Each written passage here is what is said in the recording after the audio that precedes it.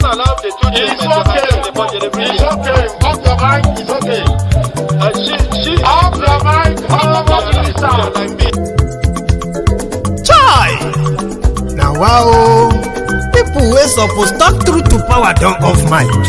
And if we talk, now 500,000 they go summer us, call them hate speech. But fear not, Maiyegun don't come. Ingo torchlight every corner, nooks and cranny of all these bad people where they spoil our country.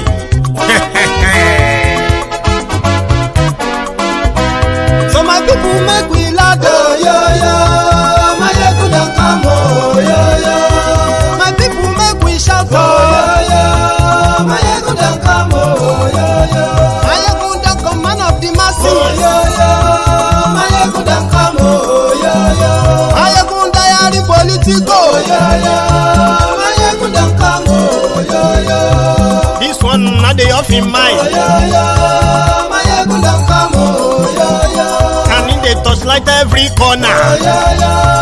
Maiyegun don't come, oh yo yo. Okay, some people be they holla say they want the power. Chai, them be promise us say we go get light and power. Them hustle sote they can't get the power. But now they know they do anything with the power. Every day, dollar just they get the higher power over naira. See them talk say make we off mind, but thank God say Maiyegun don't come. So my people make you lie down, yo yo. Maiyegun don't come, oh yo yo. My people make we shout, oh yo yo. Maiyegun don't come, oh yo yo. Maiyegun don't come, man of the masses, oh yo yo. Maiyegun don't come, oh yo yo. Maiyegun diary Politico, oh yo yo. Maiyegun don't come, oh yo yo. This one not they off in mind, oh yo yo. Maiyegun don't come, oh yo yo. Person where they do evil, no one make person talk. Them say that Maiyegun, that man too they talk. He too they talk. Say Maiyegun diary, he they hot like pepper. But every day then they take money in bulk. Woman picking they the street they hawk. Still them talk say make we no talk. But thank God say Maiyegun don't come. So my people make you laugh, oh yo yo. Maiyegun don't come, oh yo yo. My people make you shout.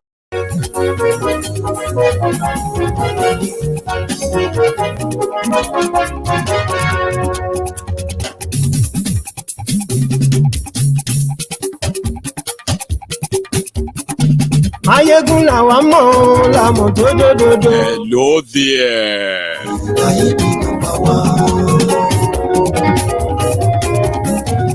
Maiyegun làwa mọ̀ làmọ̀ dódódódó. Maiyegun ti dé o, ọ̀rẹ́ ara yìí.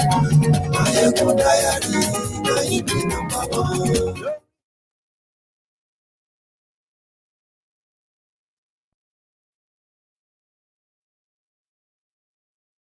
Maiyegun diary, Maiyegun number one. Àṣírí ọ̀jẹ̀lú kì í bò níbẹ̀ o.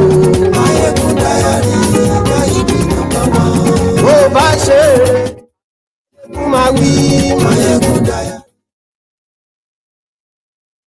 Ṣé eré wàá gbọ́ ni?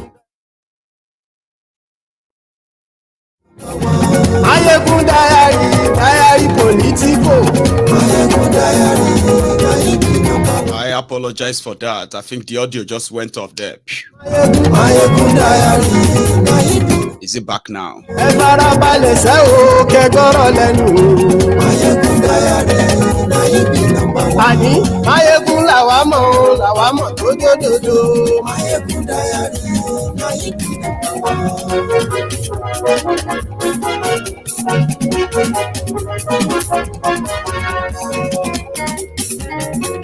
Àní ẹ̀sùn ràkì.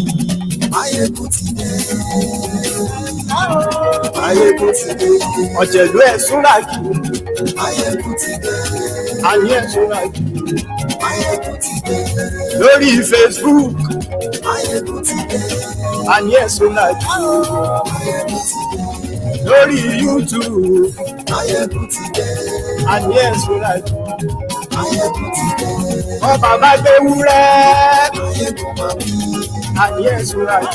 Thank you. Share this broadcast, like I said, we are starting in a moment. Read the caption of the broadcast, the description of the broadcast. Invite those you think that should be seeing this as well, and tell them.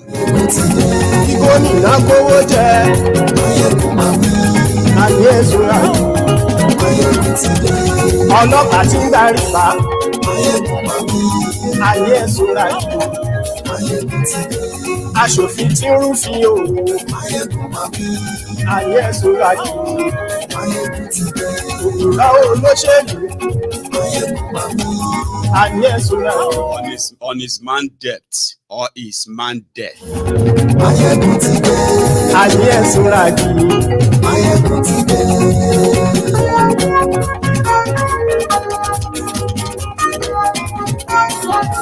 Maiyegun ti dé.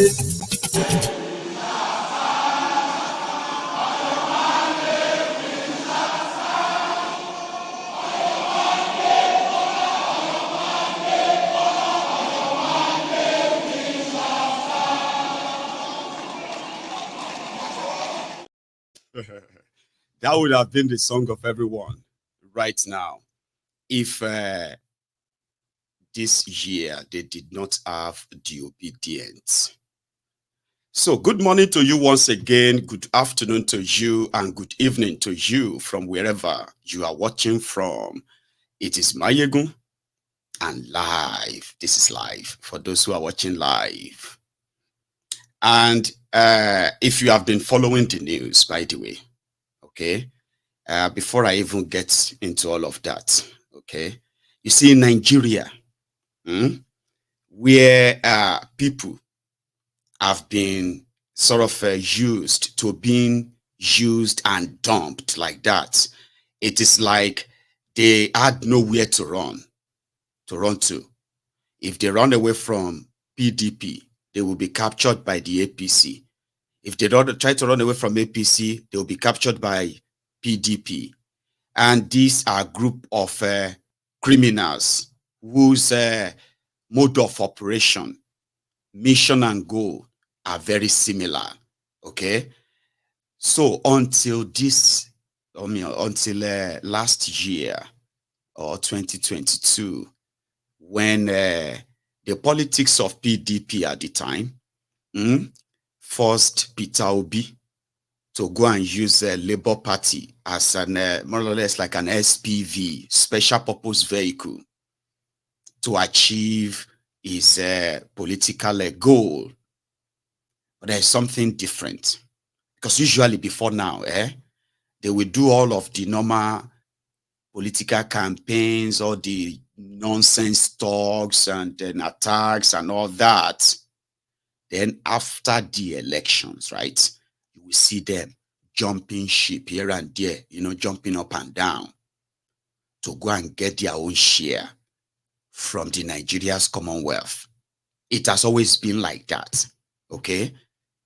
Especially those who were like the Buhari idiots then, who have now transformed to Bat idiots today. APC, Egbekegbe, used people destroying people as an example of what, a political party shouldn't be, like a complete and total failure. Corrupt people, only for APC to gain power. And the same corrupt PDP, they now became the leaders of those who enabled APC to power. Do you see the irony? It's like me today shouting, Tinubu is a thief, Atiku is a thief, and not me, not maybe you, yeah, like Atiku and all of them, PDP is this or that, and then your Peter Obi gets to power, and then you begin to see the people you call corrupt, incompetent, and all of them from PDP, APC, you begin to see them jumping ship. How would you feel? Because I think I've asked APC, Egbekegbe's members, I've asked them this question as well, like, all of you who were like APC, Egbekegbe pre-2015, So after 2015, majority of the PDP criminals that they told them will end up in jail once they gain power, those people didn't end up in jail. They become ministers, special advisors, they become, senators and all of that under APC. Now, the Nigerians who thought APC is change, they had to live with that. They started saying, no permanent friend in politics, no permanent enemy. At the end of the day, they have left them poorer. So in 2023, when that political tsunami was sort of, blowing everywhere, it was more or less like a breath of fresh air. A lot of you kind of caught the fever at the time, Abi, because this looks so clean. But a lot of you also got carried away, by the way, that while you are so focused on Peter Obi, there were other PDP, APC rejects that ended up as a Labour Party candidates. Some of them won.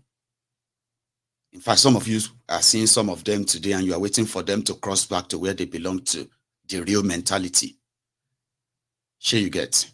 So everybody wants to do whatever they can, you know what I mean? So it was the Obidients who now came and demystified all of that.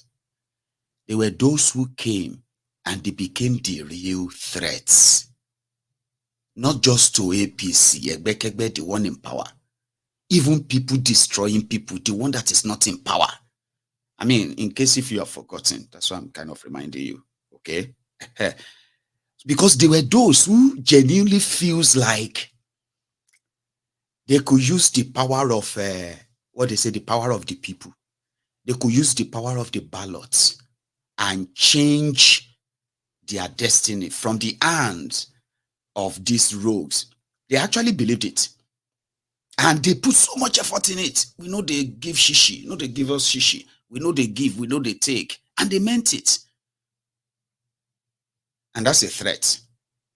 That means these are not the people who are actually looking for a chance to also have a bite in the pie. These are people who are asking for genuine change in how things are being done. And that is why you will realize that APC or PDP, elder statesmen, and the rest, they are all attacking them because they are those they have seen as, in fact, they actually call them naive, ignorant. Majority of you are just ignorant. You don't understand that. What happened is that the Obidients movement, they helped to not only to demystify all of the myth that they have told us about Nigeria. Okay, for example, an Igbo man can never win any election outside probably Igbo land. Talk less of him becoming president of Nigeria. That was kind of that myth was demystified. We know what happened. Sure you get. Then the next thing is you need huge amount of money to bribe people, okay, for them to support you. Then you need a lot of money as well to bribe people for them to vote for you. They also demystified that. I mean, you know what happened. If the criminals didn't do what they did, today the story would be different. It would have been Atiku and Tinubu, APC and PDP condemning Obi right now for all of the destruction that is happening in Nigeria and the one that has happened before him. It would have been a different story today. Sure you get. So they demystified that you don't need money per se. The criminals who make it feel like you need a lot of money, you need to steal a lot of money and buy people. You don't. All you have to do is just sell your ideas, okay? And then let the people decide. That is what the system doesn't want. Obidients demystified that. They also demystified the power of media. You know how media can brainwash people, do all of this, do all of that. They demystified that. They became their own media. They demystified religious politics as well. Sure you get. They had to resort to threatening people with their Muslim ticket in northern Nigeria. They demystified that. And that is different. That is new. If all of us want to be honest, okay, that is new. That means the real people, that anybody who steal power like Tinubu did, the real people that he needs on his side is the leader of that group of Nigerians who believe that they have the power to actually, like, you know, destroy this establishment. Because that's what you tried. You tried to destroy the establishment, and the establishment fought back and won, unfortunately. But it is beyond, it is like winning the, what do you call it, winning the war, or sorry, winning the battle and losing the war. What Nigeria is experiencing is what people have, I mean, kind of repeatedly, you know, acknowledged. Nigeria is more divided. Nigeria has never been this divided. Nigerians have never been this poor. Do you understand? Nigeria has never been this terrorized. Here you get. So people have every reason to just want something different and all of that in a way. So far so good. People destroying people, which is PDAPC, right? If you look at how, I mean, at the state level, they've all complied and said, Tinubu, they've pledged their allegiance to him. The National Assembly, PDP, APC, Labour, ABGA, they've all pledged their allegiance to him, okay? They are not there for checks and balances, all right? Some of the shiftings of some other parties, like, even though we don't know Kwakwanso's deal, right? Kwakwanso also went there to bend the knee. But one thing that stands out and continue to, I don't know how you probably have seen this, so here you get. It is the fact that every 4 years since 2007, Atiku has been running for president. He is considered as somebody who, or should I say, maybe he consider himself as somebody who is popular, accepted. I don't know how to describe him, right? But every 4 years, he's been contesting to be president of Nigeria. And he was just vice president of Nigeria for 8 years.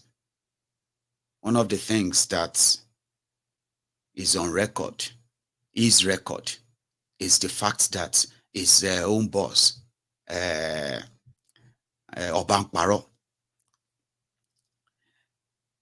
told the world that there is no higher or greater kleptomaniac, thief, living or dead in Nigeria history than Atiku. Obasanjo just said that. And he will betray anybody just for money and power. He will do anything. At the point, it was so powerful that Obasanjo had to prostrate for Obasanjo to get a second term.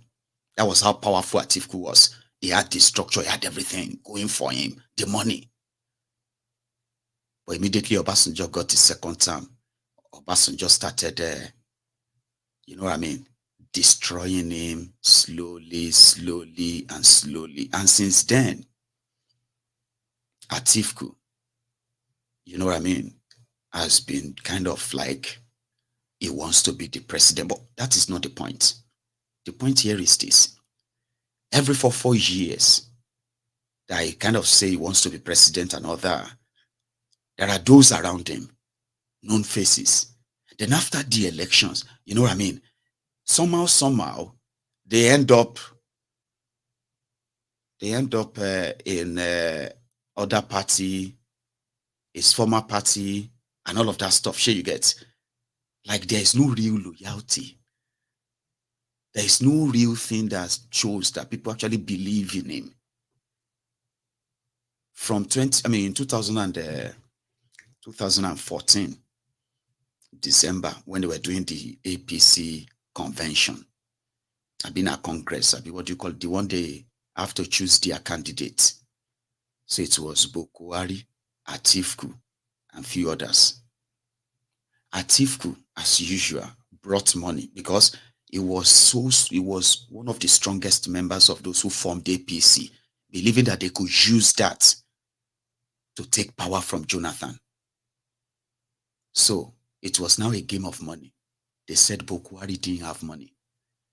So it was the likes of Tinubu that came through for Buhari at that convention. Atiku was said to be sharing, this was 2014, he was said to be sharing $2,000. Tinubu and gang came and they were sharing for $5,000 to their delegates who were going to choose candidates at the time. That was how Buhari became the candidate. Not because he was popular, but because they were able to buy their own candidate, supposed new party at the time. Then Atiku went back to PDP. And back then, it was Garbage Shehu. Garbage Shehu was Atiku's Daniel Buhala of that time. There's nothing he didn't say. Or, like, as Layamo was kind of like doing his own horrible things, Garbage Shehu was doing his own thing too. He ended up as Buhari's appointee while Atiku went back to PDP. And oh God, for those who can possibly remember, there's possibly nothing that Garbage Shehu didn't say about Atiku in defense of Buhari. So fast forward to 2022, Atiku returned back from Dubai again. Then this Daniel Buhala was in APC with Buhari and all that. If you see anything about Omo, they were the Votrons then. Then he said he started hearing about Muslim ticket. That's what he said. And being a Christian from the northern Nigeria and somebody who has seen the wreckage of the terrorism in his own part of Nigeria, he said Muslim ticket was pretty much like death sentence to Christians. That's what Buhala said. That's what he said. That's why he said he was going for Atiku. And suddenly Atiku appointed him as his spokesperson. And Buhala went to work straight away. Started firing APC that he just left yesterday then. He was doing his job, they would say. Like I told you, if Obidients were not in this picture, this is the usual thing. Here you get it. It's like normal. Here, So by the next one again, you will begin to see them regroup again. They will be regrouping. We need to save Nigeria. But they are not saving Nigeria. They are regrouping to try and try their luck, and so that they can replace the thieves you see today with themselves and all that. So this Buhala came. There's nothing he didn't say. And I don't want to go into all of that, by the way. Okay. Then Atiku became the candidate of PDP. All right. And things were going well. Then Obidients came.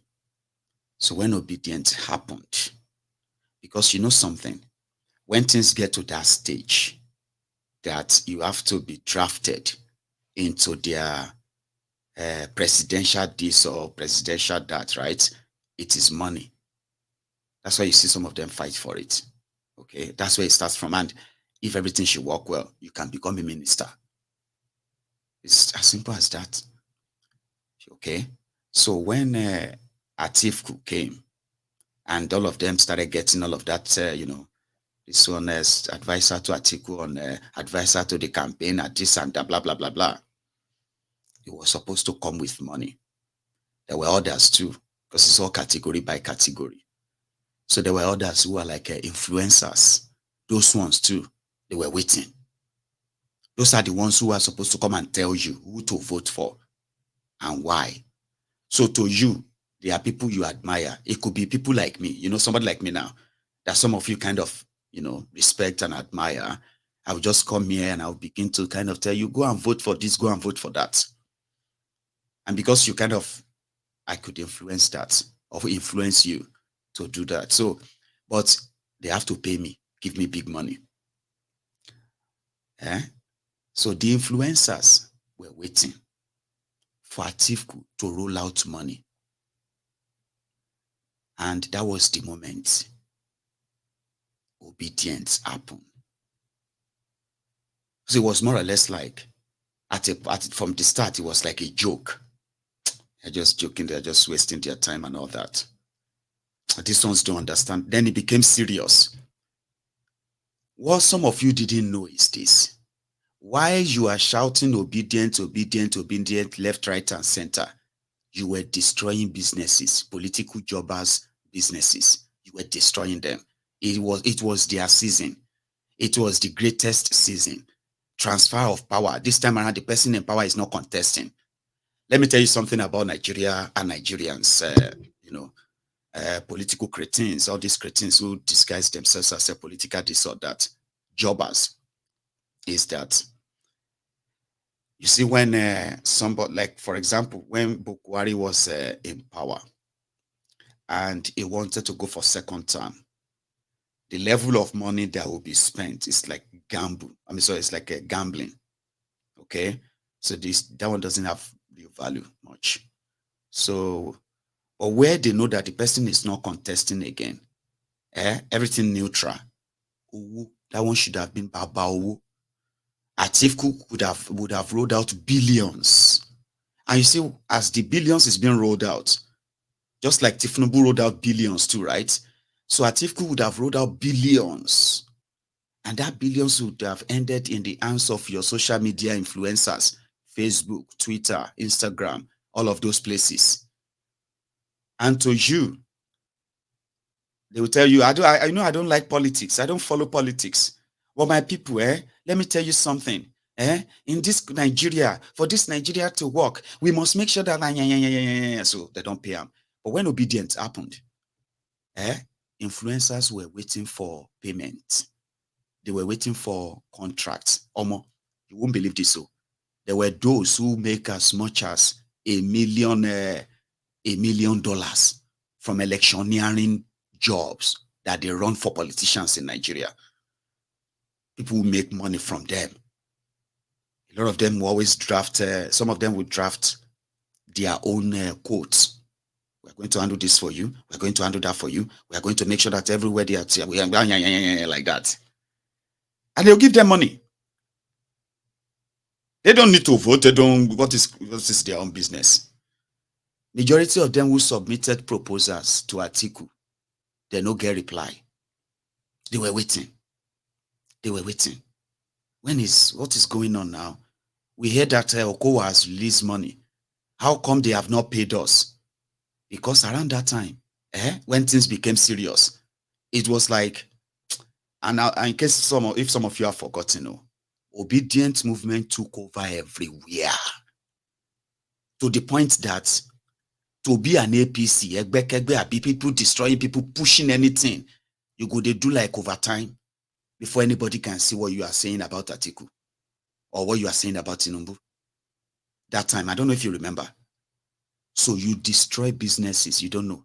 And that is why majority of them, suddenly, when you look at, I didn't know that this Deji is like this. I didn't know that Sega can become this. I didn't know that this also person has, I thought this person, no. You have no idea what you destroyed. You have no idea. Because it was pretty much like, Atiku himself was like, you know what? G5, those ones are not going to come on board. That's 5 states. And how much money am I going to spend there to get to actually get results when these ones are going to ensure that nothing happens? Okay? In reality check. Peter Obi and this now, we can just forget the southern Nigeria. You know that kind of thing. So why should I pay influencers anymore? Why should I release money and give people money just because they want to go and write this? Many of the things that they will write that nobody will read. And that is why majority of them will attack you, attack Obi. Some of you have no idea why they are doing it. Some of you will be like, wait, did Obi do anything for you to you? I know I do read some of the comments. That's why I'm actually telling you. But in case if you have no idea what you really did, when they call you fascist, when they said you are the people that are going to destroy Nigeria, they were reacting to what you are destroying without even touching them. When they said you are bullies, you are trying to bully them out of social media.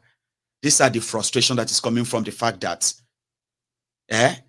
all expectations have been lost simply because all of them are just emerged from nowhere, and you don't want money, you don't want position, you don't want anything. You are just shouting new Nigeria. You want new Nigeria, new Nigeria.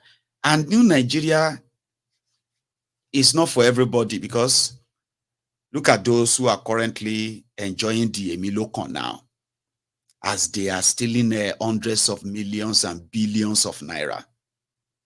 Their supporters, all right, are looking up and hoping that maybe one of these days they will remember them, because this hardship is getting too much and the rest of that. But there are those who are currently enjoying that millions and billions now.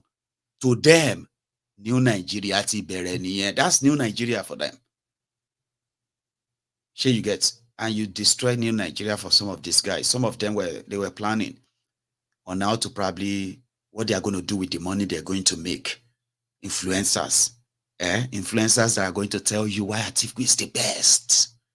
Political permutations and all of that. So Obidients are still around. And recently they said they will remain the only opposition to Tinubu. If Tinubu enter kitchen, they go enter kitchen with him. If he enter corner, they go enter corner with him. Anything, anywhere where Tinubu enter, they go enter there with him. No grief for anybody this year. They are still the only one. Meanwhile, when you begin to look at some of these people who used to say one or two things about APC and then Tinubu, in the last 7 months, some of them they are already changing their mouth, Abi.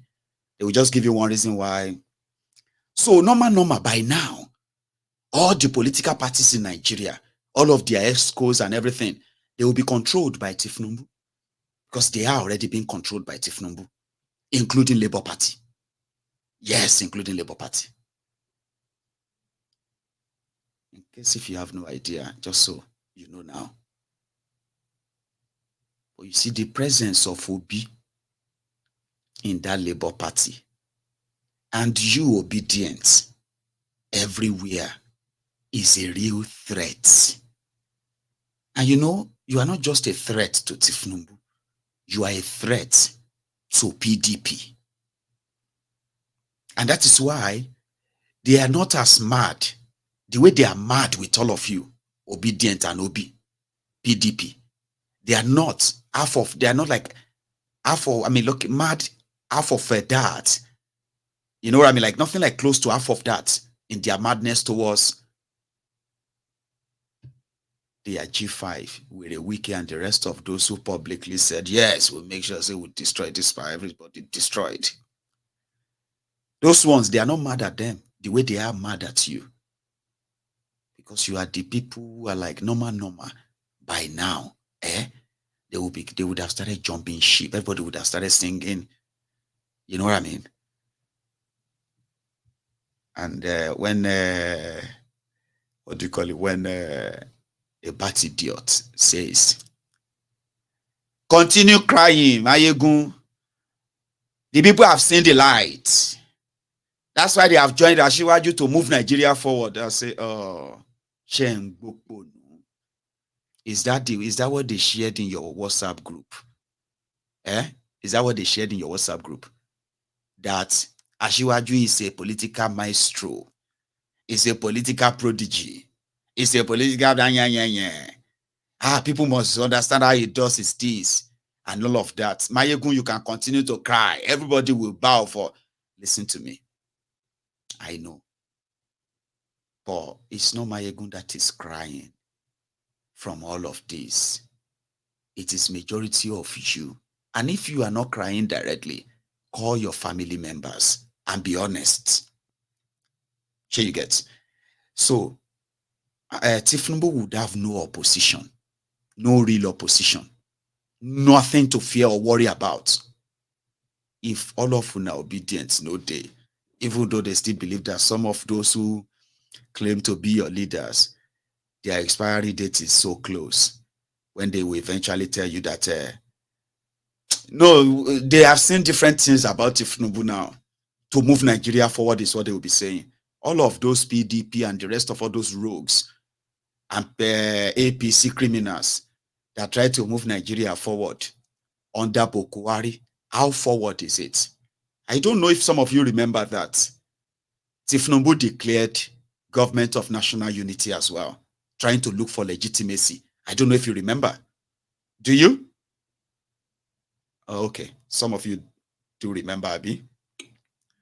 Tinubu trying to fight, to look for legitimacy, said he has declared the government of national unity. It's also a trick in the book. Here you get, without obedience, if to say obedience, no day. Government of national unity is going to be, is that, okay, everybody, now that I have outrigged you, now that I have, may you no be like, say, I don't want me you shop. Any of you interested in anything, send names. I can find you something to manage. So political parties, they will begin to forward names. But you know something, from the past experience, all these mushroom political parties in Nigeria, the ones that always endorse PDP, APC, when election is 2 days, where they now ask them, government of national unity, send names of some of your members who can work in my government. Now, party chairman and secretary, they nominate themselves. Party chairman, secretary, now them they nominate themselves to be given appointment by the government. What do you call it? They run election with. It's the tradition. And people have been sending names. SDP, and all of they have been sending names to Tinubu.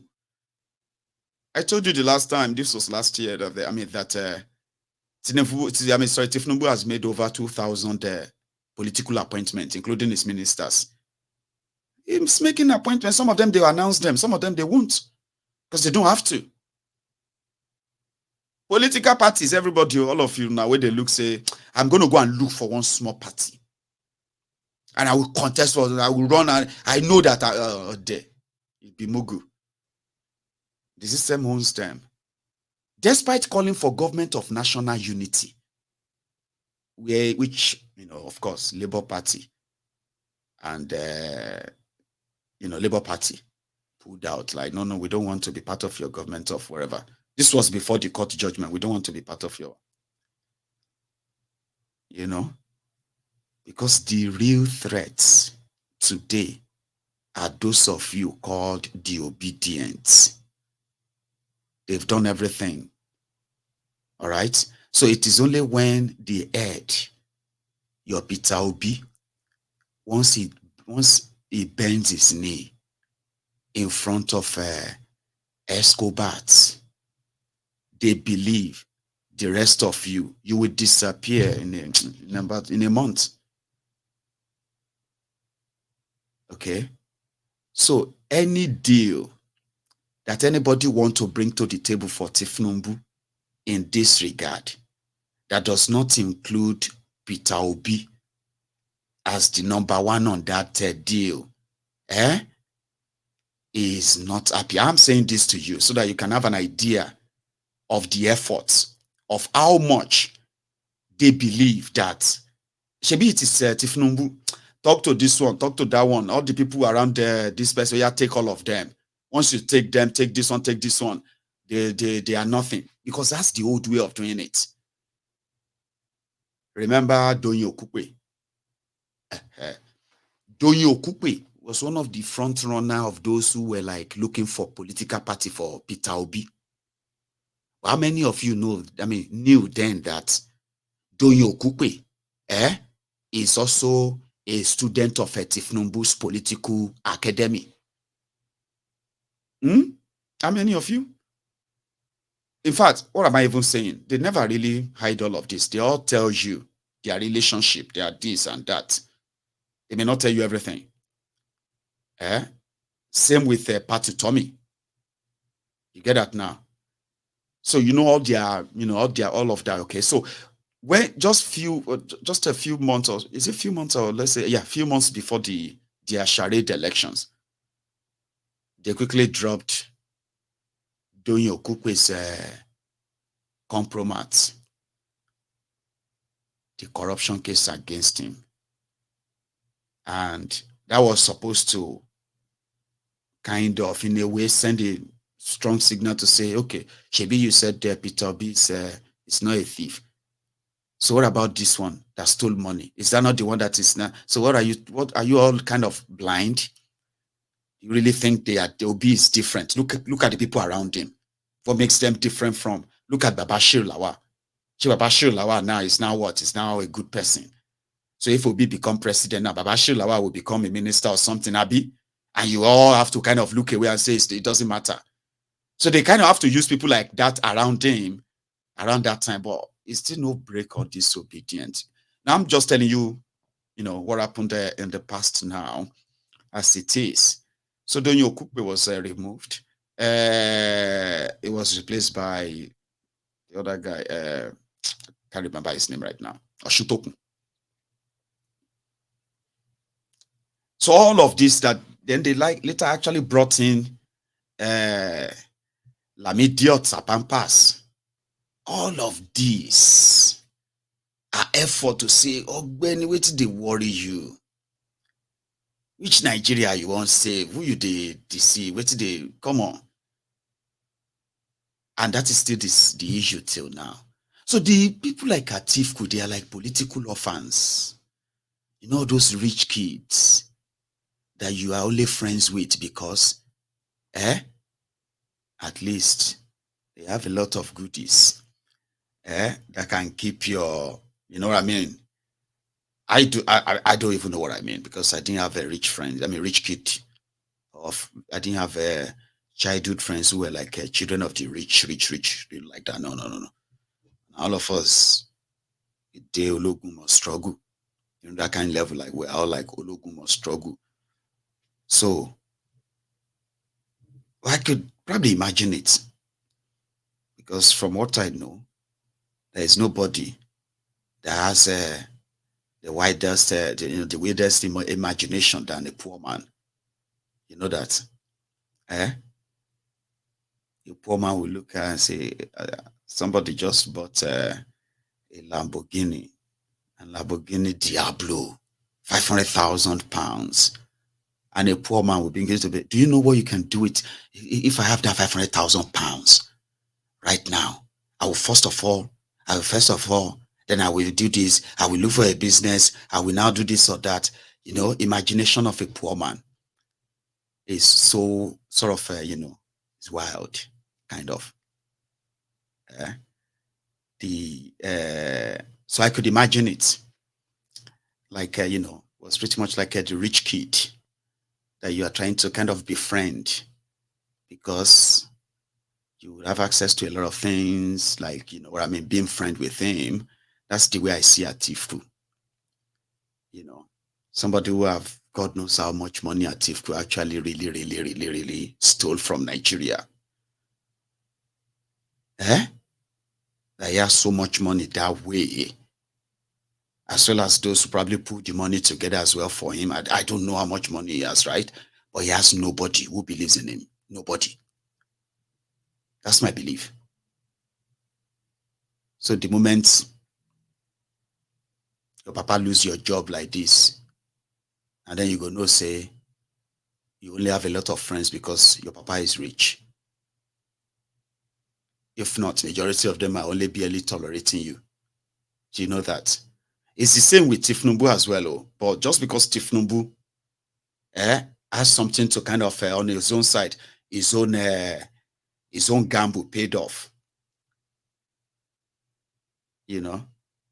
if Tinubu and Atiku were destroyed that last time, as it was going to happen, today, you would have seen a lot of those, losing Lagos. Imagine he lost Lagos. They had to do what they had to do to make sure that Sonwo remains. That was a threat, and he was obedient. It wasn't PDP. It wasn't Labour. It's obedient.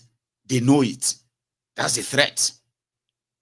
So imagine if they lost Lagos that time. Today, Bade Boy is the governor of Lagos, and they are gone. Tinubu defeated because, he's lost everywhere anyway, like back to Bodilon. Do you know how many people that are probably never going to visit his Bodilon office, house anymore? Do you know how many people that will actually ignore him? Do you know how many of the people that will come out and say a lot of things about him? The way they really feel about him. But for now, psychophancy continue. As long as the belly can fill up. So you can be rescuing Nigeria later if you have the chance. And Buala, this guy once said, they simply don't have. I think he was talking about Keyamo. I'm coming. Let's go to Keyamo. Good evening. Good evening. Would like to know why. Good evening. Good evening. Would like to know why you're here. Okay. I honor the invitation of His Excellency President. Mrs. Keyamo in his response says that he wasn't challenging that. He was simply saying that the House of Assembly at the time in Lagos had no legal right to try a sitting governor. That was all. This is the Supreme Court decision, right? In the case I have cited, and people can check that. I will just read a line. They said the appellant alleged, among others, that as a legal practitioner, he has been confronted by some of his clients who wanted to understand certain things they considered important relating to their contesting the governorship in Lagos State. He further, that's Festus Keyamo, he further alleged certificate forgery against the governor of Lagos State, Bola Ahmed Tinubu, and that the letter was not qualified for the office of government.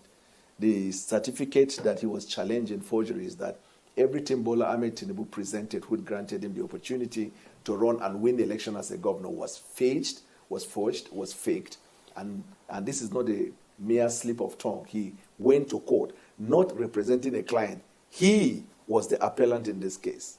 Festus Keyamo versus Lagos State House of Assembly. Anyway, Buala,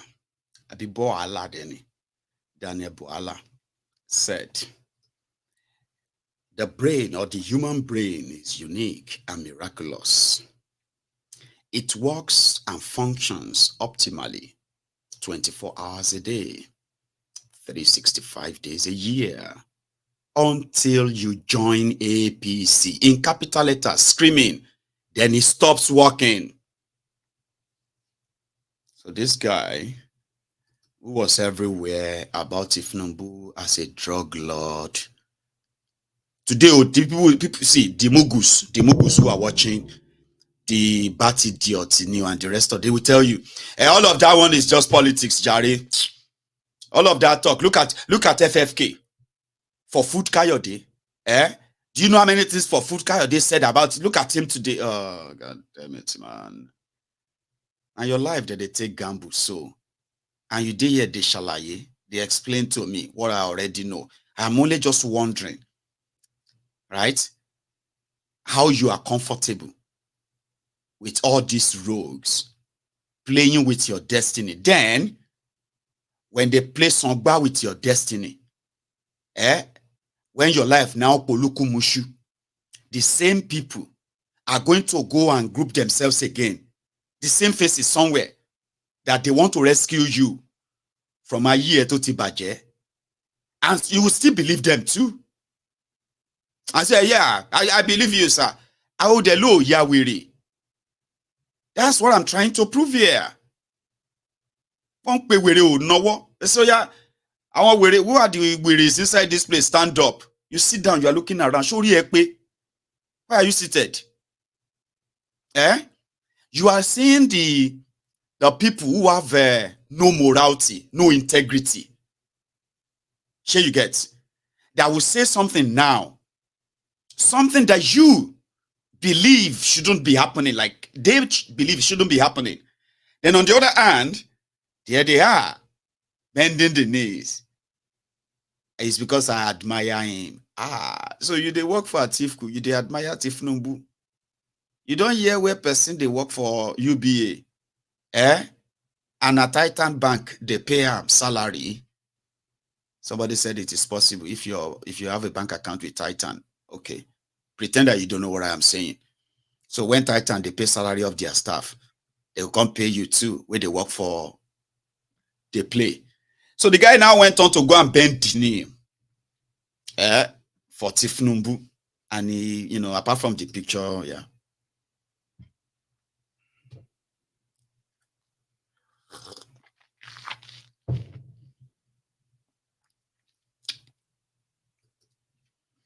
Voila. So Atiku is more or less like political orphan right now. Sure you get. However, he still has Canary Dino. Doesn't he? I mean, I think it does. Canary Dino has relocated to Dubai, and he has been making skit videos to, tell us the progress he's making in Dubai as we speak. But apart from that, the rest of those who, you know what I mean? A lot of them are waiting for Tinubu or waiting for any APC available chance from anywhere to give them job. I'm talking about those who are even their influencers too. Hunger no be anybody's mate. And that is what they call the Shakpa. Shakpa is not anybody's mate. And that is why when I sit down here and I look at those political jobbers and some of you, the Abobakus, the Nigerians, who uses the words of these idiots, career criminals, as a quote to defend what you probably make up in your head about Nigeria. Nigeria is going to be great, this, that, Nigeria is going to be... No, that's not how things work. I think they asked him, Alaye, hello happen. Like, what's going on? Like, you are here. I came to see the president, and I have no apology. I have no apology for anybody.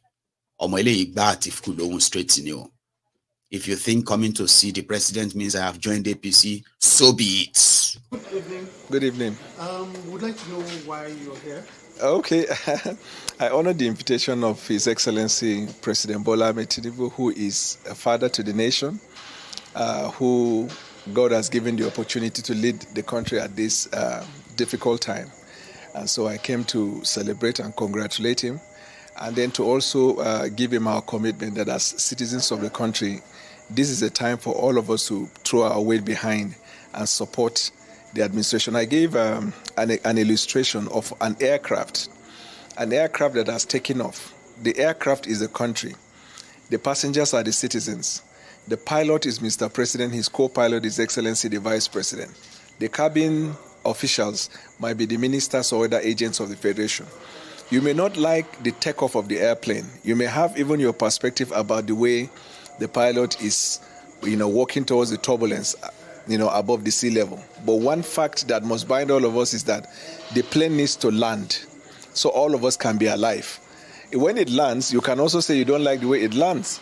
But at the 39,000 feet above sea level, the prayer of everybody, including the pilot and the passenger, will be the safe landing of the plane. Because if the plane crashes, apart from the aircraft getting destroyed, the pilot, the co-pilot, the cabin members, and all the passengers' life at risk. So at this difficult time, what we need is to throw our support and then see how we're able to navigate around. Because there are difficult things in this country, hardship, poverty, insecurity, and the only way we can come together and support the achievement of this objective, I think, is for us to give our best in supporting the administration. So I came to congratulate him and then to tell him that I'm particularly excited about the recent policy decision he has taken to demonstrate that he's about the people and not just protecting his people. He took decisions against certain ministers who allegedly were, said to have committed infraction. The marked difference between him and the previous administration is that the previous administration may want to cover in order to avoid the backlash that the government is corrupt. But he is not about that. If this thing will touch on the poorest of the poor, humanitarian, that's the focus. And anybody who is caught wanting should not be covered. I told Mr. President I was thrilled by that decision. Yesterday again, he surprised us by the policy decision he has made to reduce the cost of governance. So it is like the unfolding. The most important thing in my communication with him was to look at his demeanor as he was talking to me about his passion for the country and the intention, to make sure that he leads a country with integrity. And you can have opinion from outside. When you sit from across table and you hear him, you can see what I've been taught as a lawyer is you not just know the law, you must know the demeanor of the judge. This informs your capacity to advocate. And that's what I did today. I was looking at the demeanor. I could see the passion and the conviction to lead. And that to me is exciting. It's not about party. Okay. This is about the country. You may misconstrue your visit here today as a member of the major opposition PDP. Right. They'll be wondering, are you defecting? I mean, you've been speaking here like in capacity of an individual citizen. Yeah. Are you in that capacity? Are you defecting to the APC? Or have you defected? Well, I'm here as a private citizen and who must be bound by the conviction we have towards our country and the need for us to push the country to a better place that we all desire. So I'm not here in the capacity of, first of all, I'm not even a leader in the PDP, I'm a private citizen. But you must also admit that I have had my history with Mr. President. When I was in APC, before the primaries, I was practically his key spokesman as at the time. And I supported his cause because I believed in him. And so I used this opportunity today to even touch on some of those past. And I'm very happy that instead of the president getting actually offended, he gave me some life lesson, about the fact that in life, if you are going to be offended because people took decisions that didn't favor you, you would never be helpful to anybody in life, or you can never relate with people. And so that largeness of the heart to me is encouraging. And I am also here to say I am supporting President Bola Ahmed Tinubu in achieving the objective of the problems we are in the country. I don't think that at this time of hunger and problems in the country, somebody should be here talking about party. And as per defection, God knows tomorrow. But I am fully committed to supporting the cause of President Bola Ahmed Tinubu. That has to be made clear.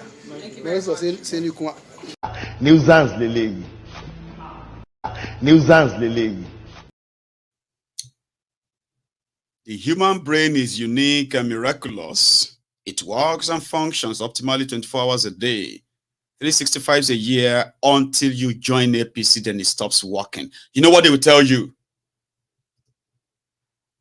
They will tell you that he's doing, well, he said it himself. He said he's doing it for the sake of Nigeria. All of us, they use that word a lot. All of us must come together.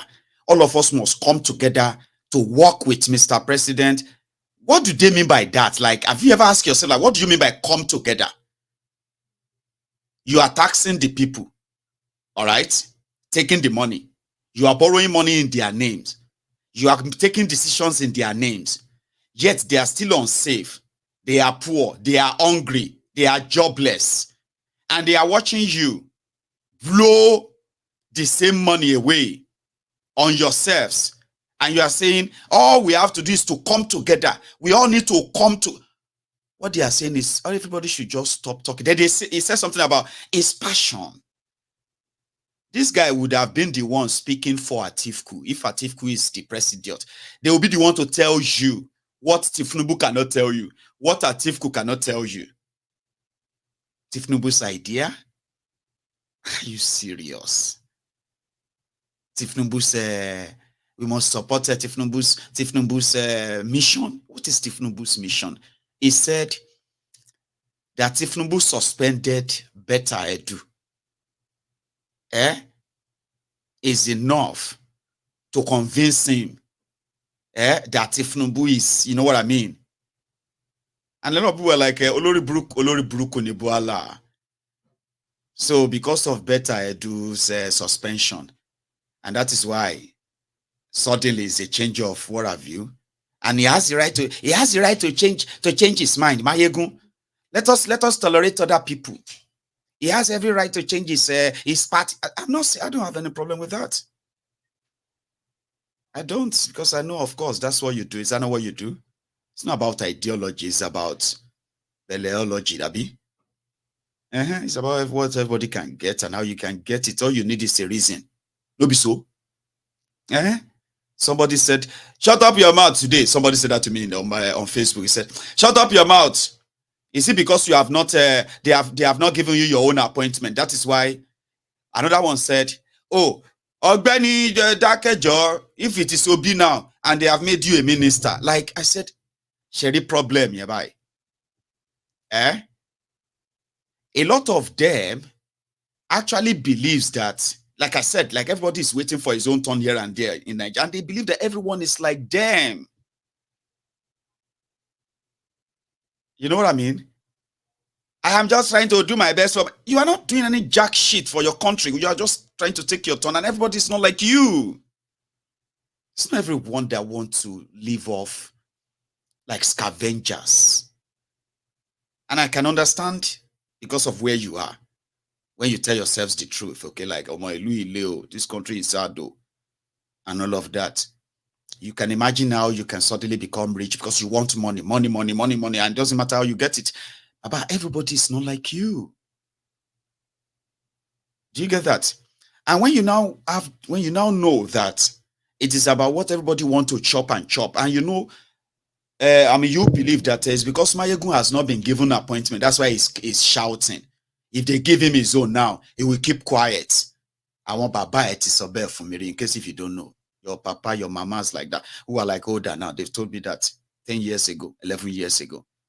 I watched how these criminals destroyed your lives, destroyed your jobs, destroyed your economy, looted your country. I watched that from here.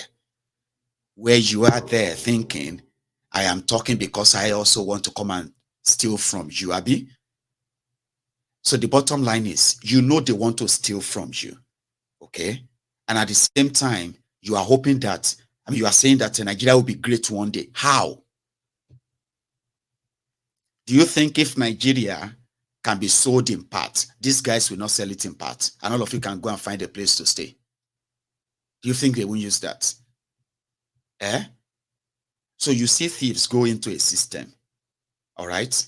Somebody called them out. You say, oh, it's because they have not given you your own. Because you know that if they give you that chance, you will do worse. And that's why some of them will tell you, if now you will not do worse. I say, but no, I won't. I don't believe you, Jare. If not me, if not me too, I go. And then you are the same one with that mentality, right? Because you believe that the criminals who goes in there are always going to do that. Maiyegun is saying that your life is going to be fucked up forever. And you think Maiyegun is that enemy who is actually telling you the truth. The truth. Because that's what will happen to you. Right? So, buwala or no bawala, whatever it is, you know. Meanwhile, there's something I'm going to quickly chip in. Take a look at this on your screen. A young girl killed herself. And she's a banker in Nigeria. All right? And when you look at the letter she left, she said, nothing is working in my life. She's talking about herself. My figures are low as a banker, where they subject some of these young girls to prostitution. They call them banker, to go and sleep with people, to come and deposit money every month, or you lose your job. She knows what Nigeria is. She said, the economy is getting harder. My decisions are wrong. My mind is messed up. The future doesn't seem bright at all. I see extreme hardship. I can't bear the pain anymore. I'm sorry, Mom. Sorry, Dad. Sorry, everyone. Dear Lord, please have mercy.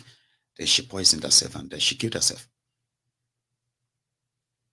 I kind of remember telling all of us here the story of young people who are committing suicide and dying, like, and then you wonder, like, how old are you? Why are you so worried about life? That the pressure is so much at your age. 20 years old, 25 years old, 30 years old. Like, life has become so frustrating and you have to want to take your life. That's somebody who has a job, who had a job. And that is especially this last 7 months. That's the one that make it to the media. I pray also rest in peace.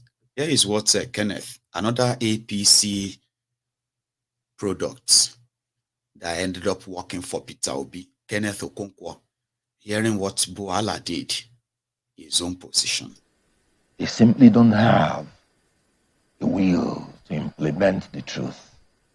Those people that are running to go and shake hands, they know the truth.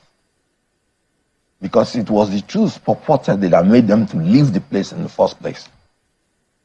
So, if you are going back to the same place you left, purporting on the basis of truth, you better be able to convince people that there is another truth you have discovered that is non-existent. Okay, so, it doesn't make you enemies at all. Okay. But it makes you to differ.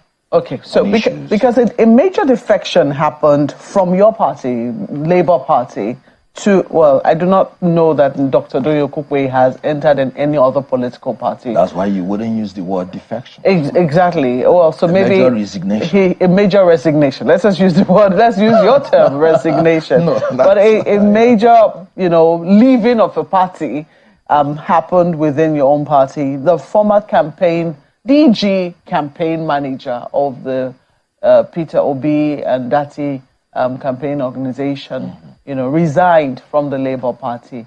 And he gave his reasons. He says it was on ideological grounds, that they had left a party, the PDP, a bit in a hurry, almost, and they were looking for a special purpose vehicle. And they found the Labour Party. For them, it was just a vehicle.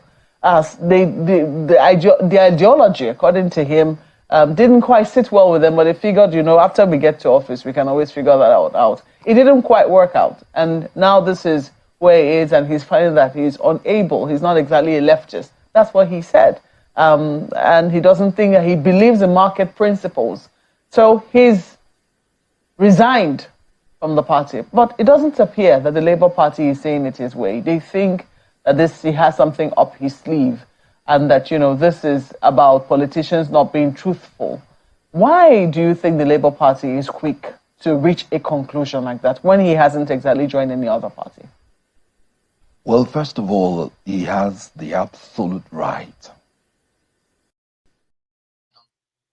Sorry, give me a sec, okay? That's Ken there. There's other parts of what he said, but there's actually one I also missed that I want to share before we continue, all right? Ladies and gentlemen, this is Buala's village, okay? Covered and shared, so you know where that charlatan comes from, and also so you know, okay? He's in no way, actually he said he's a private citizen anyway, okay? But he's in no way doing this other than just for himself. And fair enough, that's not what all of them does. We are taking the 100 million march nationwide today to the Grassroots. We're currently somewhere in Borno State. And because of the bad road, we had to park our cars and walk. So we're all working. Look at the crowd in front. I'm just trying to raise up my hands. Look at the crowd in front. Can you see all the people there? We're not in the village yet. We're still on our way to the village. Daddy, I'm coming. Let me zoom in. So you can see all these people here. And there's still more people behind us coming.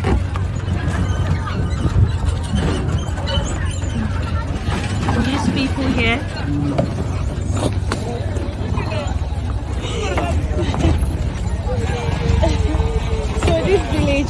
They've never had water before. They don't have drinking water. They don't have bathing water. So for the very first time, a borehole is being dug for them by Labour Party on behalf of Peter Obi and Dati. So this is the very first borehole in this village for the past 100 years. This is slow. They don't have water. So we're now waiting to commission that borehole today.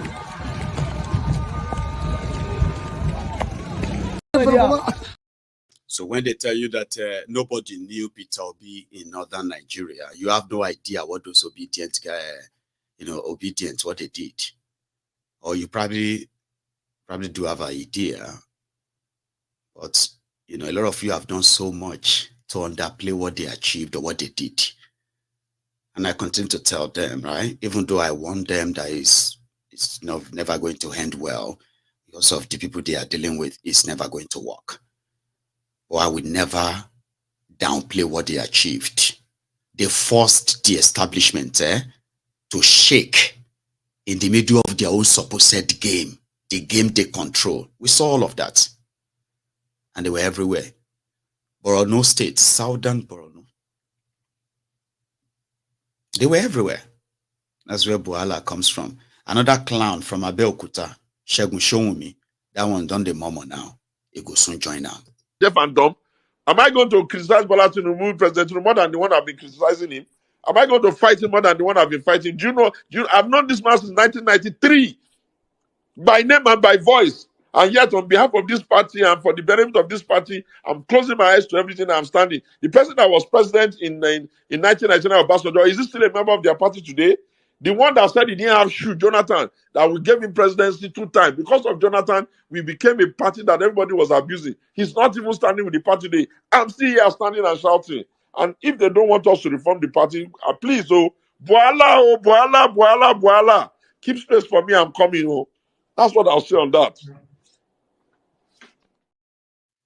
Shegun Showumi is that lousy clown in Abeokuta. Okay? That's, a while back, people like me actually felt like somebody like that should be governor. Young mind like that shouldn't be following all these old people and being their, their handkerchief that they will use to wipe their faces and their asses. But they were the typical, right? Who pretended that they were probably like enlightened, they are exposed, but they are not. He's a total bigot, by the way. I know him very well too. Shegun Showumi, one lousy, almost jobless political jobber as well. This is what they do. And it's of different categories, okay? And when majority of them say something about Tinubu, when some of you jump at it, thank you, Charade. God bless you for this thing that you have said today. In fact, Esther, I respect you more today. Don't respect respect all these idiots. If you pay attention very well, majority of them are just advertising them, waiting for the time, just a minister. Because you see, let me tell you, most of the time they don't wait to be called. They make the move. And people will notify their masters and say, sir, so person called me today and he said he wouldn't mind to come around. I say, okay, I tell him to come around. So that then they will now take their camera phones and say, I am joining my elder brother, I am joining my senior brother, I'm joining my leader, I am joining for the progress of Nigeria to move this country forward. But nobody is working to move anywhere forward. Sure, to move Nigeria forward is not in your hand. The people that are moving Nigeria backward, the people that are destroying Nigeria, they are doing that on purpose. But they are telling you, we all need to come together to do waiting. And that Buhala said, Nigeria is like a plane. Tinubu is like the pilot. You go enter any plane where Tinubu is the pilot. It mean Nigeria.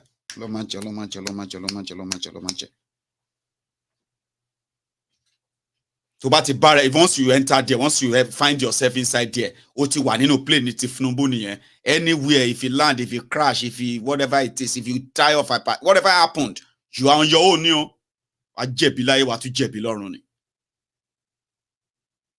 Like me enter I don't pity, I pray for all of now where they go there. So you get that thing, they always annoying. I mean, when I talk like that, it annoys the Lagos Abobakus. So are you now saying that you are not going to come back to this Nigeria again? I said, did you know when I left Nigeria?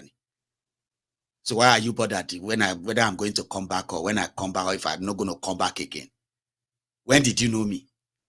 She will order ticket to Glasgow for me. So if I tell you Nigeria, and you are feeling bad, can't hear, it is about me. Now I'm just saying that, you see, if people like you now say you will never come back, who are now those who are going to fix Nigeria? Baba,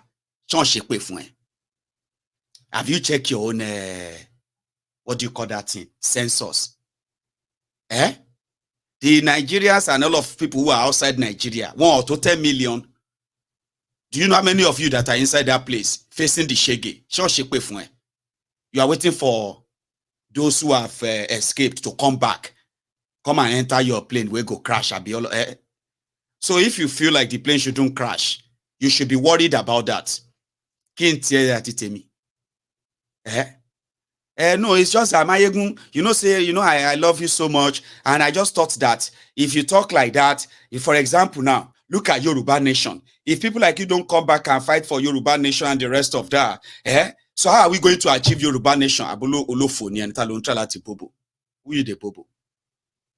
Are you not also the people who are against the Yoruba Nation only? Who are the number one people against Yoruba Nation?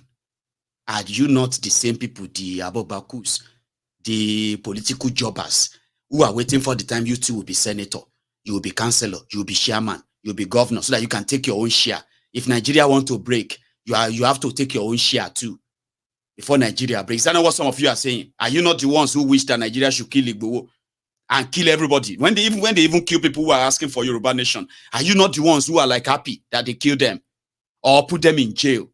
Suddenly now you are now trying to Nikure. Nikure, because it's none of your business. I'm just saying that somebody should, like, the people that that's another one. They will say, if the people who built Scotland, if their ancestors did not fight for them to build that country, you will go there. Make I explain to you. You know, they will tell you that Rome was not built in a day. Abi, one of the Abi, my brother, Rome is not built in a day. When we're now talking about Nigeria, right? You don't use that for Nigeria. It's the same thing like what you are saying too, okay? You see, there are those of us, that Maiyegun is here saying we deserve better than what they are offering us. Some of you are asking them to kill us, to jail us. When they say Rome was not built in a day, of course, Rome was not built in a day. But did you ever read it anywhere that the bricklayers, the contractors building Rome, did you hear that they were stealing cement and they were stealing gravels, stealing concrete block, building themselves another, the construction materials to build Rome? Did you hear them using that to build a country home for themselves in their village? Did you hear them using the money that people contributed to get those materials? Did you hear them using the money to go and buy properties in London? Building Rome means when people say, oh, we want to build Rome, everybody will have to, all hands must be on deck. You cannot say you are building Rome. Some people, they steal cement and you say you are building. That is why the building of Nigeria, the development of Nigeria continues to develop backward, because they tell you they are developing, but then they steal the materials, that they steal everything that they are using to build what they told you they are building for you, and you are there still looking at the drawing. When they finish this building, hey man, it go beautiful. Hey, how many of you have felt like that? Reading the manifestos of the criminals for the past 24 years. I love that manifesto of this APC manifesto is the banger. look at, see, see, if APC just do 50% of this last song, Baba, Nigeria done better. How many of you have done that in the past? Don't be ashamed. Don't be ashamed. Come on, go on. Tell us. Don't be ashamed. Now, picture you they use photo. That's what you have been looking at. They tell you, say, make you imagine Nigeria with 24 hours electricity. You sit down, you're like, Nigeria, oh my God, fine, gone you. They say, close your eyes. Imagine Nigeria with underground trains, overground trains, and all of this and that. And you can't close your eyes and say, my they're fine, gone you. I can just go from Lagos to Enugu in just 45 minutes. That would be so great, too. Nigeria will be great one day. Money for ordinary local hospital, local clinic. They don't take a bag, buy Gucci bag. Money we go build the entire clinic in a small community. Put the drugs, everything inside the place. They don't take them, They don't take them, do one-way trip to Dubai. And the people that are supposed to access that healthcare, they are still waiting for that Nigeria to be great one day so that they can have access to healthcare. You don't wish building a country, you don't use wishes. Okay? And wishes are like horses. And they say if wishes are horses, beggars will ride. No grief for anybody, no grief for anybody. They don't take them personal in Nigeria. Police has banned that because it is against the national security.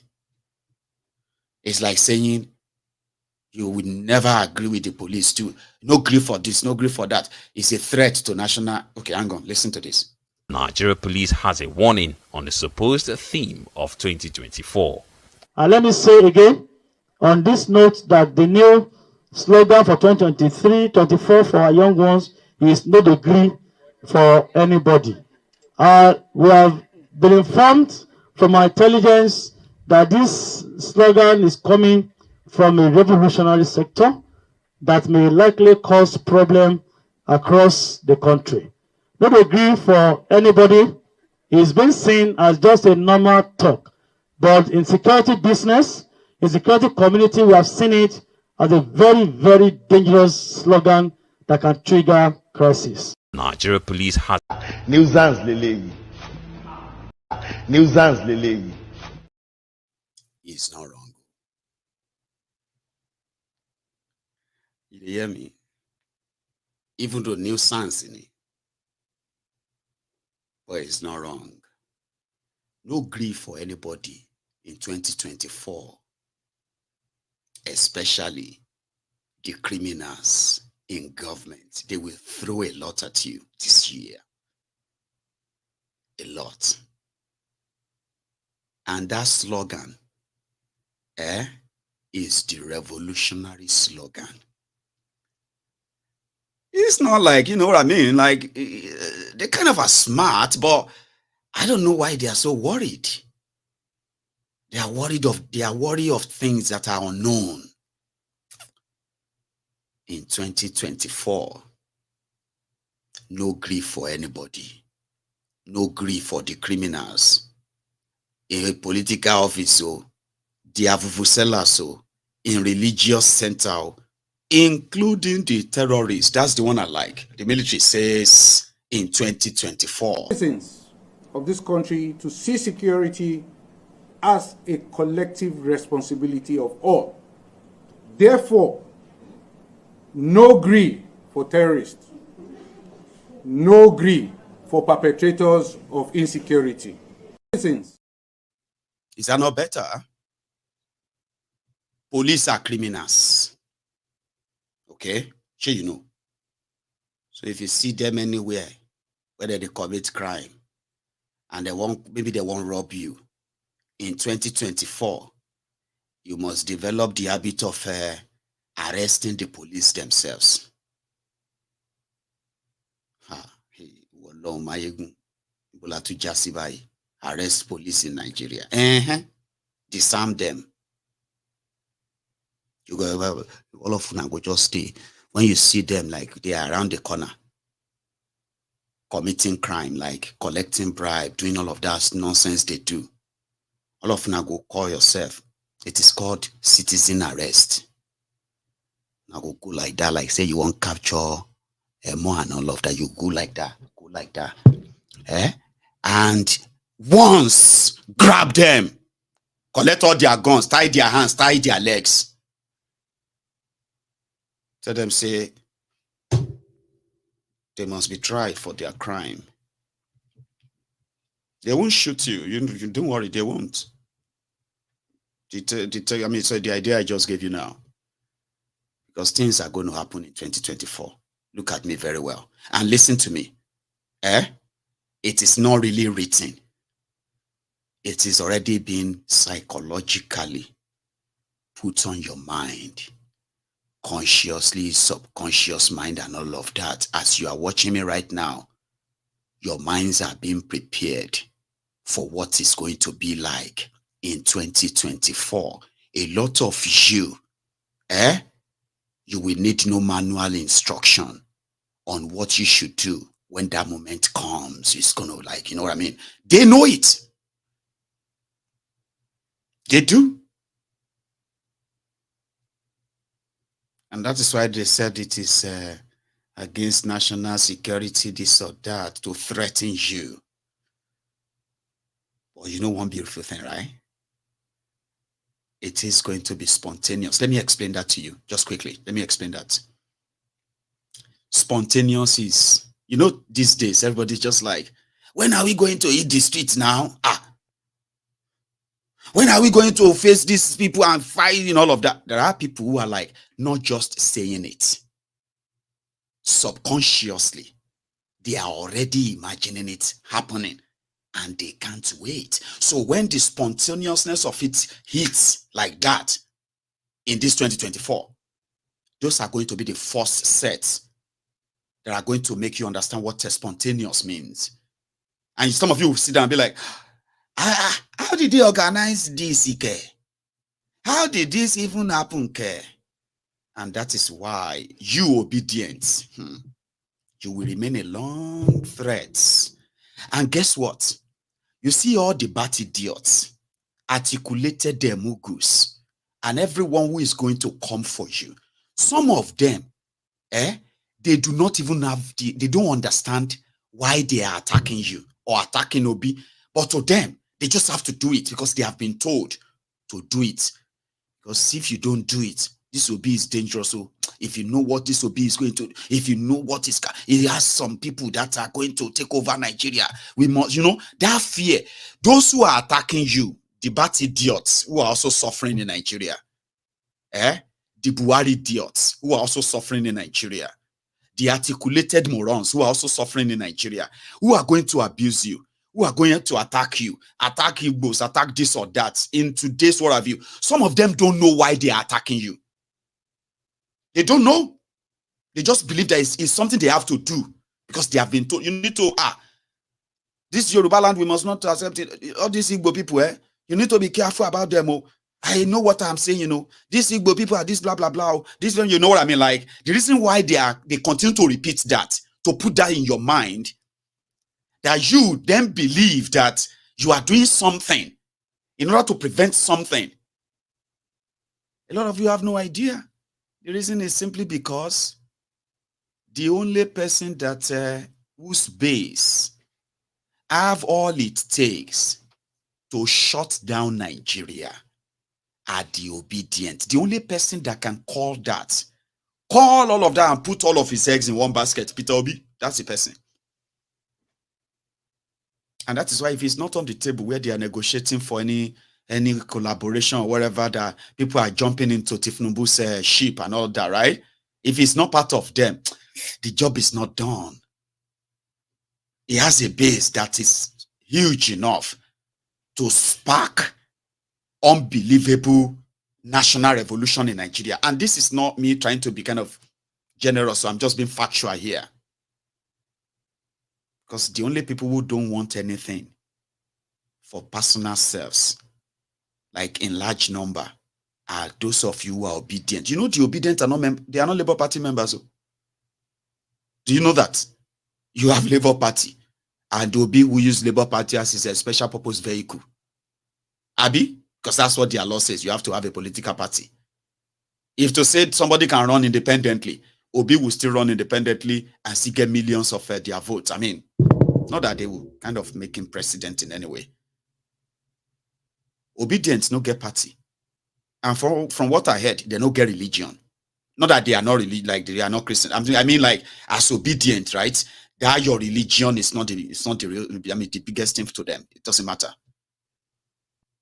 They no get ethnic, tribal, what have you. I have seen them. I mean, I reported on them. I documented all they were doing every day of their existence from the first day. Go and check my diary. Everything is there. Get that now? So they are the real threats.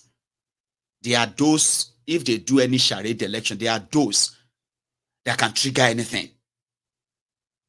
And for those who know better, even Peter Obi himself have kind of come out to tell you that if he tells you what they are doing to him behind the scene, a lot of you will not believe it. Alaye, no, they tell us that, okay, when you cuckoo scatter everything, all your billions, and some of them are not even in Nigeria anyway. Here you get. So what do you have to lose? Your what? Because that base is the base that Tinubu and APC dread most. And every day they will continue to either remind you that, what do you expect him to win? Do you wanted him to kinikoni? All of you are just noise makers. There's nothing you can do. But guess what? You may not have the power to overturn them, the number and all of that. I mean, what do you call it? The power to overturn them, okay? But you see that number that you have is enough to chase all of them or bring down the entire government and the country, everything on their head. All it's going to take is just for somebody to say, oh, yeah, let's do it. But with no grief for anybody, you don't even have to be obedient before you get that revolutionary. You know what I mean? Because we still have the revolutionaries. The revolutionaries, the Shoreanis camp as well. Remember? And they are also substantial too. So you think police didn't know? And if you begin to believe what's like, we know they agree for anybody. And you remember that popular song, we no go agree, oh, we no go agree. Lie, lie, never. We no go agree. We know they agree for anybody, yeah. It's going to be a revolutionary song in 2024. And they are already on alert. Okay? They are already on alert, the police. Not that they have anything they can really do, but it's just to tell you, all right, that they are worried. Put it that way. Now, let me show you this. I don't know if you have bank accounts, if you have accounts in all these banks, all right. So they said the Union Bank, Keystone Banks, and Polaris Bank, where they believe, let me tell you the full story, okay? Central Bank dissolved the board management of all these three banks, okay? Now, then they appointed new board members to all of them. And why did they do that? They said in 2022, some new owners bought those banks. If you get account with them, you better go take your money out now. Because the last time I said something about that, somebody sent me a message and said, Union Bank better not shori buruku. May nothing happen to my 3,535 that is in my bank account there. And then they go no say more. All of us will turn to Boko Haram any moment too, with the situation in Nigeria. I said, Baba, go take out your 35 now. So the story, right? They said this is like a secret coded RNG sale since the Apex Court was involved. So this is coming from Tinubu's special investigator, the one that said Emefiole opened over 500 bank accounts abroad. And he also put 530 or so million pounds in a private fixed accounts or fixed in a private account, in a bank account in the UK.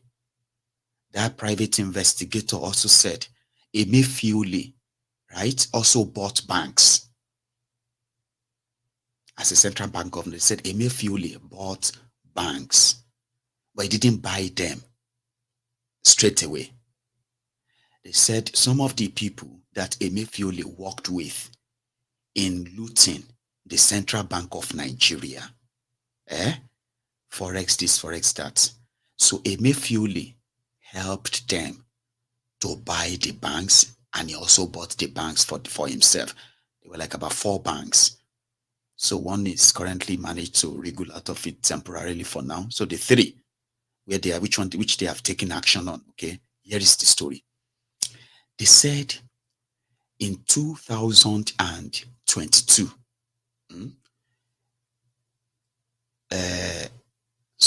one or 2 of the banks, they were in debt. In fact, they were all in debt.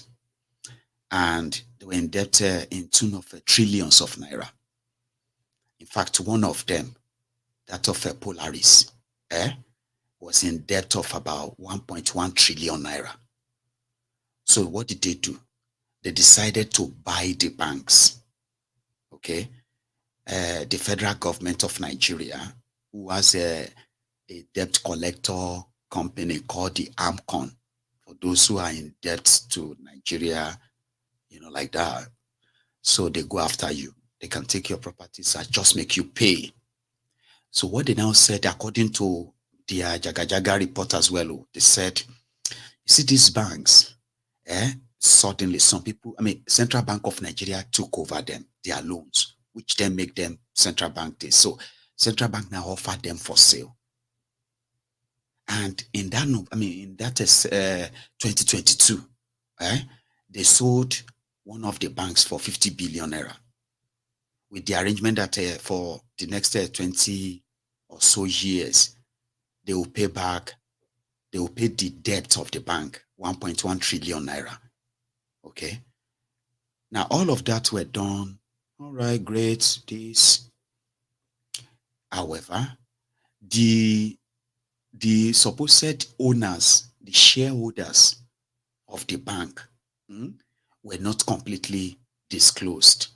It's like disclosing the information of 45% shareholders while you keep away 55%. The 55% that they keep away, they now keep them in shell companies in like Jersey, or this offshore accounts, them, offshore shell companies, right?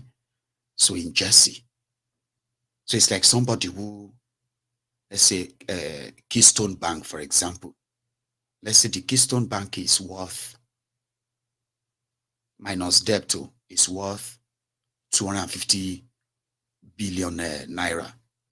But because of the debt of like 1 trillion, that means Keystone is like a shell, it's nothing. However, but because it's still a bank that government has bailed out, that will then be paying back that debt in a matter of, So whoever is now going to be called the owner of the bank, could easily just call himself investor and just bring in 500 billion, 200 billion, 600 billion. So all the movement of that money is called money laundering. All right. However, the bank can now package it like it's an investment. But if it's an investment and this person is a stakeholder in this bank, 100% shareholders, where are their details? What about these particular people? We can't release that. So they now believe that these are the politically exposed people, Emefiele himself, and all of that stuff. They believe they are the ones who bought the banks for themselves with the stolen money and used the bank to launder so much money.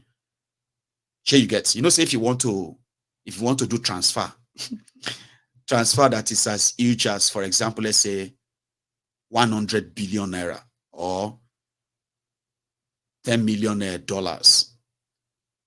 Listen at the bank is supposed to alert the financial fraud something of the country about to be sure that the money is claimed for them to or else they will be in trouble. But if the bank itself is the one that will process how the money is going to go, do the laundering for you and all of that, make it look legit and original. You know, that's another like next level shit, right? That is what Tinubu's investigator said. They didn't give details per se. But I have to give that to the Premium Times. They did their own personal investigation. In fact, that is what also helped to make people like myself even understand more what is really going on with those banks. So what they have done right now is that by the law of their central bank, okay, so they have now taken all the bank. I mean, they have taken all of those guys who are board members, who are this or that. They have now taken them all off. So they explained, or the one that is clearly explained. I mean, is it called the shareholders whose shares and the companies who came together to put money together as shareholders in those banks, the ones that are clear, they will have to discuss what they're going to do with their shares. Okay? So this is going to be like, you know what? Central bank sold this to you. We're not selling it anymore. All right? How much have you put in the bank and all that? We're going to give you that back. And if you can't explain to us, the owner of this also percentage, then they're going to forfeit everything to Nigeria. So at the end of the day, the banks will be handed over to those that are now politically connected with, what do you call it? With the Tinubu's government, just like as it's going to always be, right?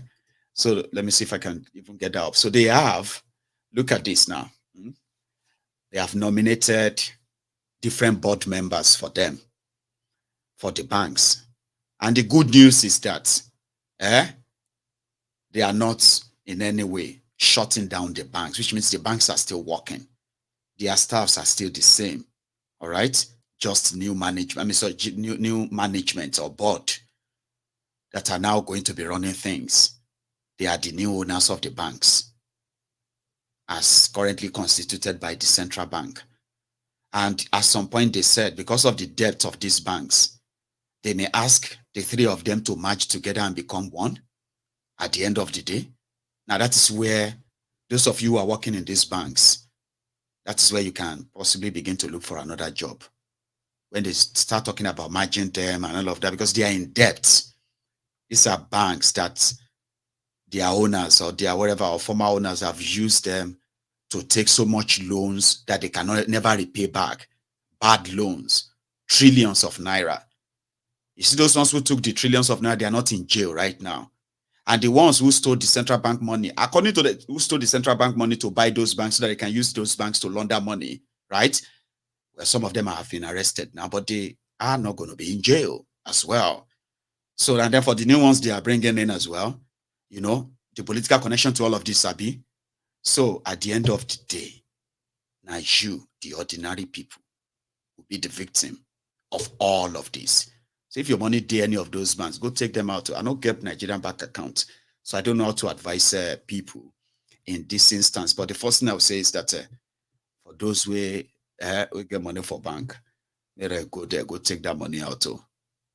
No grief for anybody, as they say.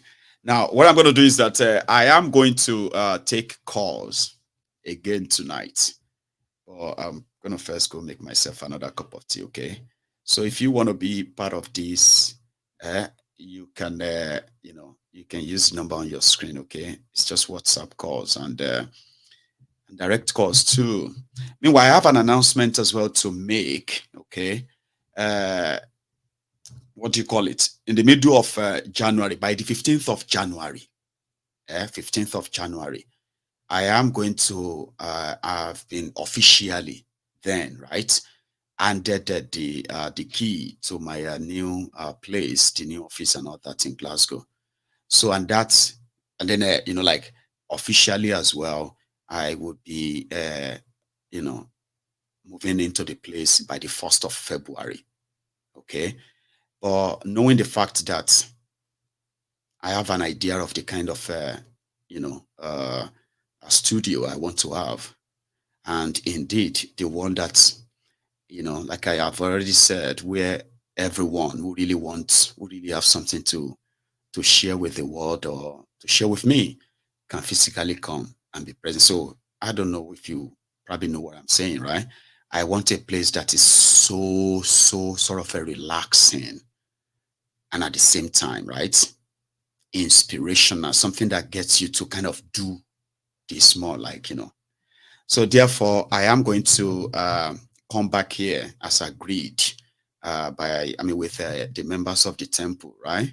So I am going to raise a fund in order to, ask for your support. This time around, it's going to be support for me. I'm not going to raise fund for, I'm not raising fund for anything out there, all right? This is going to be you coming on like you always do to give this support to Maiyegun. And I am still kind of putting all the pieces together, okay? What am I going to actually need extra? The equipment wise, this is no longer like a small, this is going to be like a proper, So I said I should remind you of that, especially to those of you who have you love to remind me, Maiyegun, don't worry, anytime, I know. So if there's any time I'm going to need any of us in the temple, right? It's going to be now. So when I am ready, I'm going to have links where, you can voluntarily support, to support this. However, I have to say this to you, okay? You owe me nothing. And that is why I always remind everyone as well that when you give any support to anything Maiyegun does, it should be voluntary, unconditional. And I also know that you see all those all risers, ass leakers, and the rest of them, it's also going to be a field day for them where they're going to come and say, let us go and check. He said he's going to need the 15,000 pounds. Let's see who are those who are going to. People always kind of look around too. But the advice I'm going to give is that this is me telling you ahead of time, okay? Those of you are the Maiyegun's people, you are watching me right now. You're like, okay, yeah, Maiyegun, just let us know when it is time, all right? I know you. And as it is. So this is me giving you the information ahead. And at the same time, I'm also giving this information ahead to those of you who kind of love to hang in the corner to check how is this going to be at the end of the day. I remember when I had that of the diaspora radio, okay? And donation is only something that is always once. Managing that same stuff is like forever. So about 3-4 years ago, there about now, right? On this same platform, my friends came through for me. And let me tell you this. My friends came through for me and they put together over 9,000 pounds sterling for me to get myself equipment, which metamorphosed from, for those who know better, right, who know very well, when we started in the kitchen. Somebody, they love to remind me of that all the time. Maiyegun, you remember when you started, when you were still in the kitchen? So today, the Maiyegun you are seeing today is made by the people that are also watching this broadcast with you right now. I used to be in the kitchen, truly. I used to do this for fun, just on my phone. Then it became serious enough that I now have, quite some, expensive equipment that now supports my production to what you can now sit back and watch right now in your homes, right? They made that happen. So the progress of Maiyegun is trackable. And this is going to be another one. So this is going to be the time we take Maiyegun to that physical spot, right? And on like that. So to those who always want to see if it's actually possible or not, I also give you the notice ahead, okay? Because you're going to sit down there.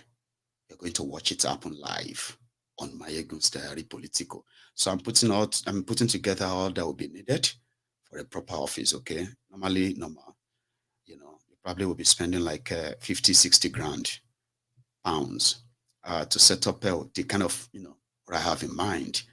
However, I have a budget that is not really going to break the bank. And I'm going to count on you when I call. So thank you very much. I will be back in a minute. Don't go anywhere. Now you can grab the phone. I'm calling.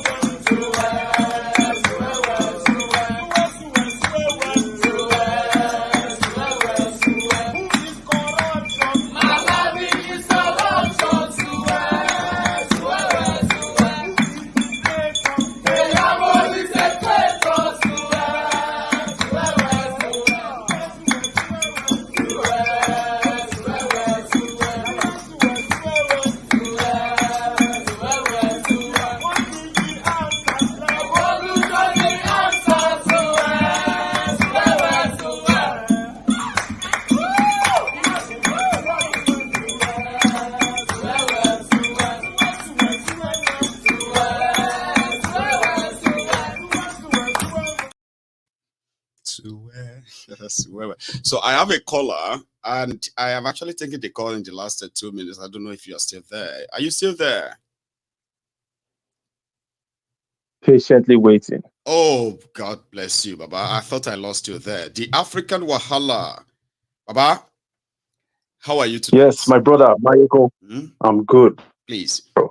I'm doing very well. How are you? Well, I'm very well, too. Thanks for asking, Baba. Please, go on. Yes, sir. Yeah, man. As usual, I have to thank you for your great works. Thank you so much for your sacrifice. Salute to you. Thanks, man. So, I have 3 parts to this conversation. The first one is, if Atiku Abubakar had been successful in 2019 and Obi was the vice president, by now in 2024, we would all be flaming Obi. I just wanted to put that out there. That's the first part of my contribution. The second part is the Nigerian police, their speaker, they can smell the energy in the air and they know that people are going to react. That's why they came up with that press conference trying to threaten the people from having freedom of speech. I mean, we all know that the Constitution allows people to have freedom of speech, but the Constitution is useless because nobody follows it. That's right. In fact, if you follow the Constitution, you are more than likely going to end up poor. So you are required to commit crimes because Nigeria is a criminogenic society. That's the second part of my contribution. And the third part is, when you eventually open the studio, God bless you, brother. I'm looking forward to that. I will be there in person. Guaranteed. That would be wonderful. Because my plan, definitely. Yeah, normally, Baba, you see, normally, I believe that, talking about the generosity of our people here, all of you, right? Today, I've got, one of the most standard, cameras you can find in the industry, expensive and very quality as well. That used to be my phone. You know what I mean now? Back then. Yeah. So I could pack all of this and just to pretty much still do fine. You get what I mean? But the purpose of that place is beyond just broadcasting. Okay, it is meant to be what do you call it? A symbol of something. Do you know what I mean? Eventually, somewhere that when you walk in, you can easily feel that energy. Okay, of that revolutionary stuff and stuffs like that. And you don't walk, when you walk into a studio and you're like, oh, it's just about this, or it's music, or it's no. I want you to walk in a place where you're going to be like, there is an energy here. That energy that, you know what I mean, that propels you, okay, to go out there and just do something and make an impact, especially when it comes to Nigeria. So, and I could take a long time before it happens. So I'm going to need everybody's help to make them happen now. You get what I mean? The African Wahala. Like you always say, brother, like you always say, as far as you dream something, and you're never too young or too old to dream about something, unless it's an unrealistic dream. But as far as you dream about something that is achievable, then you can do it. So I salute you for bringing this, speaking it, believing it, and you will receive it. It's going to come to fruition. And we will be there. We will support you. I also I try to imagine what it's going to be like in the studio, where you're giving your presentation. Yeah. Right now you're presenting. We don't get a chance to distract you. So when we start distracting you, then because we're going to be laughing. So we're going to have side comments. It's going to be a great time. So I just look forward to it, man. And the beautiful thing about it is that it is also going to give us, for the first time in a long time, right? It's going to give us varieties. Yeah. Now everyone can actually have varieties of MaiyegunsDiary Politico. It's not just Maiyegun sitting talking and showing things and all of that alone. Now we can actually have physical presence, right? Yes, sir. One of these days and the rest of man, I look forward. I look forward to something to look forward to. Yeah, I look forward to that evolution. But thank you so much for your time. Thank you for your great work. Bless you, Baba. Blessings. Bless you too. So you have a good one, the African Wahala. Brother. Yes, sir. Give me once. Okay, I think I got that now. The line is still open. Okay, I have another. Oh God. Okay, it won't even let me finish that. To say I have another caller before it sort of gets disconnected. So what I'm looking at is, I don't know if I can actually put that in words. All right. We are going to do so great, right? That ours is going to go beyond just having this conversation now, okay? Like I said yesterday, it's going to be about actually doing things that we believe should be done, not saying things that should be done, hoping that they will be done. Now this time we're going to put more real energy into it, where like I said, I don't know. Ours is going to go beyond just having this conversation. Okay, like I said, do you mind muting? Yes, sir. Yes, I already did. I know you're going to say that. God bless you. Please. Yeah, Maiyegun General. Yes, Happy New Year. Same to you. How are you? Thank you. This again is Anthony from Texas. Bless you, Anthony. How are you doing, sir? Yeah. Very, very, very well. I'm glad this is my first time calling in this year, and I am so excited. If you remember, I was maybe one of the last persons to give you a push on the main temple of truth that I just announcing to us is coming to life. Yes. All right. I can't wait for the link to be up there. We will all make that happen. And by the special grace of the universe, that is where the truth about our dear country. The universe will come into our favor that day. So by the 15th, which is going to be on Monday, this next Monday, I am going to share a GoFundMe link. I'm going to share a PayPal link. And I'm going to share, for those in the UK, for example, I'm going to share a bank account link. Now, these three, I'm going to run this for the next 2 weeks, so that you see what I mean. Like I want to be there by February, and you know what I mean. Like great. I want what would delay me from getting in there to be the work they are doing to put up that place. It's such a beautiful place. Correct. I love the place in a way that when you have a place, when you have a studio where you have a protection right from the door, where everyone that comes into the building, in both places now, right? When everyone that comes into the building, they are screened. And if they are not, if there's no green light to say, okay, let them come up, they will never come up. Yes. Do you get that? Correct. So because you never know. You never know. I'm going to a place whereby I'm going to be a totally new person, more than what you have known about Maiyegun. I'm buzzing for it, to be honest. We are buzzing for it. We are all buzzing for it. Thank you. Because, without MaiyegunDiary, I'm sure that a lot of us would have even been blind as to what is actually the truth behind what is going on in our country. Like I said last time we talked, we are tired of even talking about all the all the abnormalities going on in our country. There's nothing good to talk about the country now. It is just the same cycles. We are talking about the same, we are repeating the same thing. And as the day goes by, the worst comes up to the news. We keep getting even the most depressing news. We have to create our own narrative. Yes. And that is what the MaiyegunDiary platform provides us. That's right. So the reason why I said I must call in today, today is not the first time you made an announcement as in relation to the Temple of Truth coming up live. You made it yesterday or day before yesterday. I listened to it and I said, I'm going to call you to remind you that Thank you so much, happened to be towards the end of last year. I said, look, guy, get this thing rolling. And you told me that time that you have sent out agents that they are coming in and all that and all that. So as far as I'm concerned, whatever thing that is going on in Nigeria, the police can say whatever they want. And in fact, the police have gone. In fact, they have no limit to how low they can go now. Because why they are there telling Nigeria they cannot use the word no agree for anybody. The military is out there telling us they don't agree for anybody for terrorists. They don't agree for terrorists. They don't agree for criminals. Yes. So that no, they don't even deserve a response.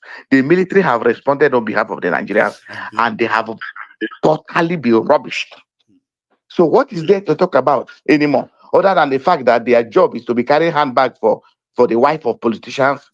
In fact, what they do, I know of young men that travel from the diaspora to Nigeria, and the moment you call any police commissioner, even if you wanted 4 or 5 policemen to accompany you to the village, they will easily just send them to you, so long as you pay them the amount, the demand of you. Private police security work. I can tell you that if you know anybody who is going to Nigeria, I can give you a number to call. If in fact they are the one asking you how many police do you need. Wow. It's as low as that. So they don't deserve any response. In corruption cases going on, all those things, so they are all in the open. When we talk about, I spoke on a space today and they were talking about the better Aide case, blah, blah, blah. And I'm like, look, when the head is rotten, what do you expect from the entire body? It doesn't make sense. And the truth of the matter in Nigeria today as relates to corruption is that Tinubu government is the last government to talk about corruption, fighting corruption. You cannot be the head of a crime. It's just like this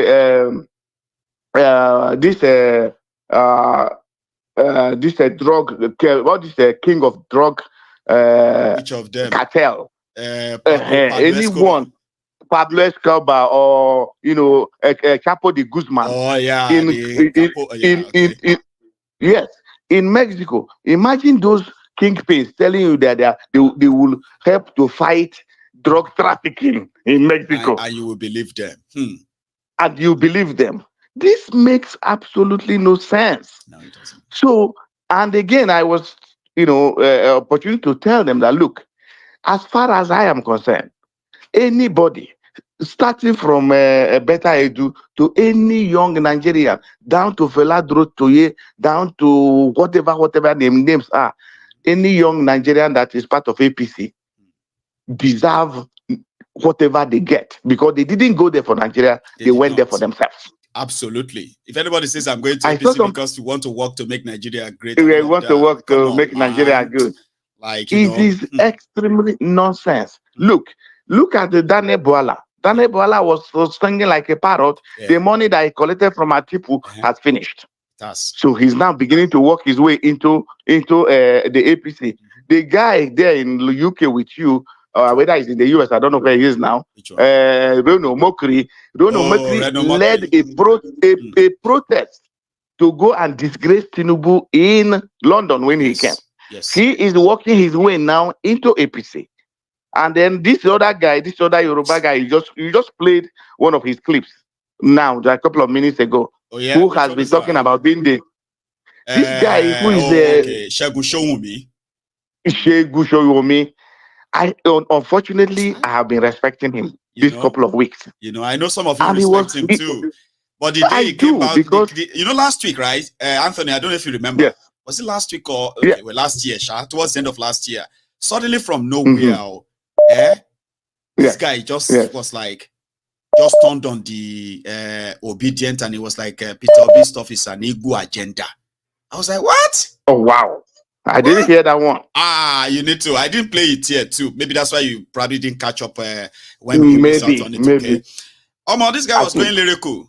The Igbos, they are the one who truncated the First Republic. They are the one who shaking the cock in the corn. They were supposed to know that they caused the war. Baba, I was filming, but anyway, Anthony, continue. Let me just round up by saying that for that Shegun, the last of his appearance on TV that I listened to, when he was talking about the youth clamoring for him to become the next chairman of PDP, to be able to reshape the party and blah, blah, blah. That was the last of his appearance that I listened to. But again, it's not even only him. You see, look, Daniel Bwala can say what he wants, that Nigeria is like a plane and Tinubu is the pilot. Nigeria is a sinking ship and Tinubu is the pilot of that ship.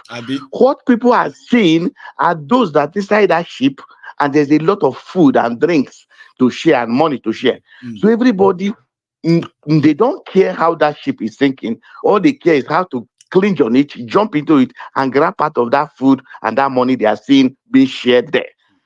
So it is as simple as that. So he can jump into the ship all he wants, but that is for him. Thank you. I have no respect for people like that. So I'm going to sum up here by saying the real temple of truth will come to life by the special grace of the universe. Amen. Thank you, and God bless everybody. Amen, and God bless you too, Anthony. You are like, you're a star. So somebody said, Maiyegun, it is time to have a Wazobia. Well, it's not just Wazobia, and all the languages that people can actually speak. This is time for me to experiment. All right. When everything is set, okay, and I show all of us the studio that this is done, you're going to love it.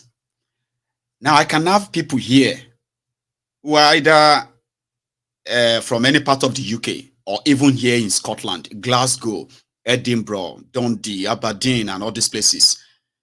People that could come in and just drop by and say, okay, yeah, let's have our chat in all the languages.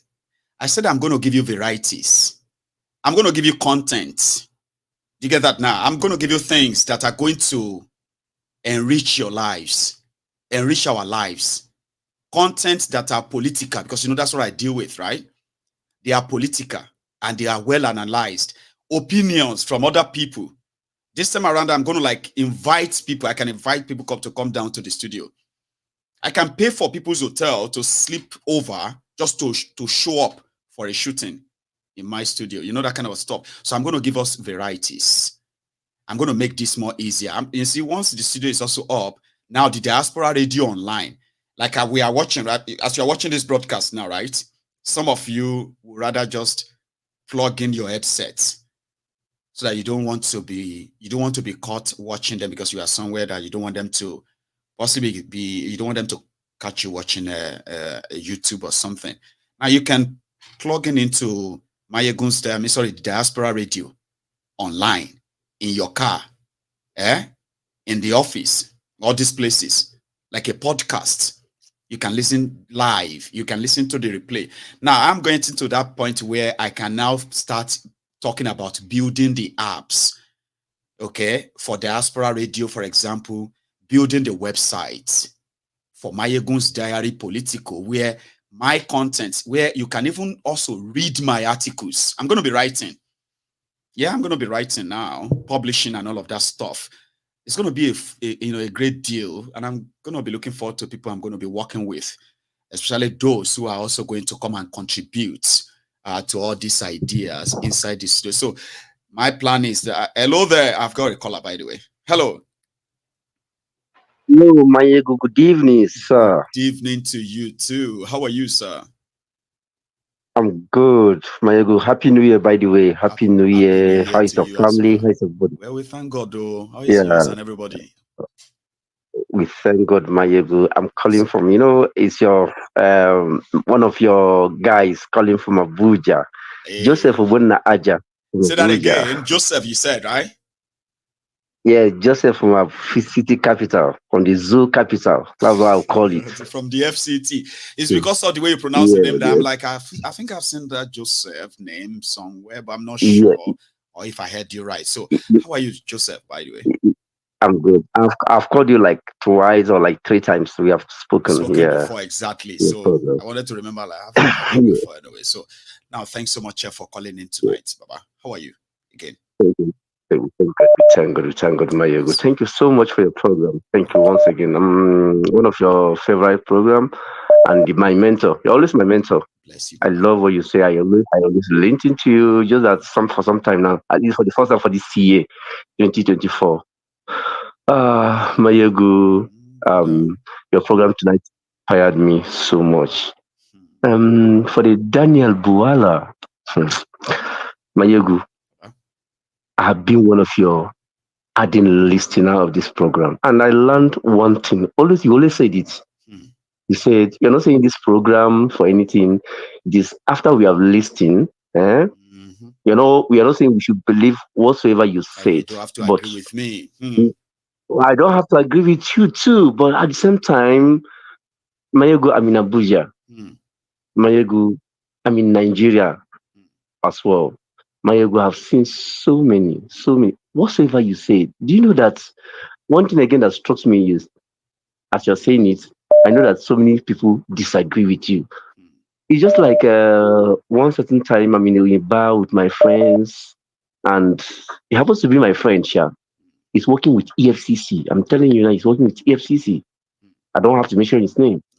So he was telling me that Tinubu is everything because he's working for the government and they're paying him now. Is in fact, whatever they do is right. I see. He's not talking to me as I'm talking to you now. He doesn't talk to me now for like 2-3 to one another. No, but yes, him personally. If I send him, I can talk to him. Do you know what is angry? Right. I told him, look at yourself. Are you feeding well? You're working with EFCC. You're working with one of the agencies. Now, you're supposed to have your own car. Maybe you work in a company. Please, I need this car. You have the car. You'll be paying. They'll be taking it gradually. You have a job, something that is life. Yes, very good. And I told him, you're supposed to have house of your own, not that you're living in apart my neighbor. I don't need to tell you where he's living. Me that is speaking to you, I think I even live better than him. He's working, but where I live, how I feel, what I did is better than him that's working with government. I'm supposed to be living well more than I do. That say like having doing one or two things. It's corruption that make government work and live well. You know that. Yes, but look at what it should not be as bad as the way his own is. Yeah. Yes. Now it's even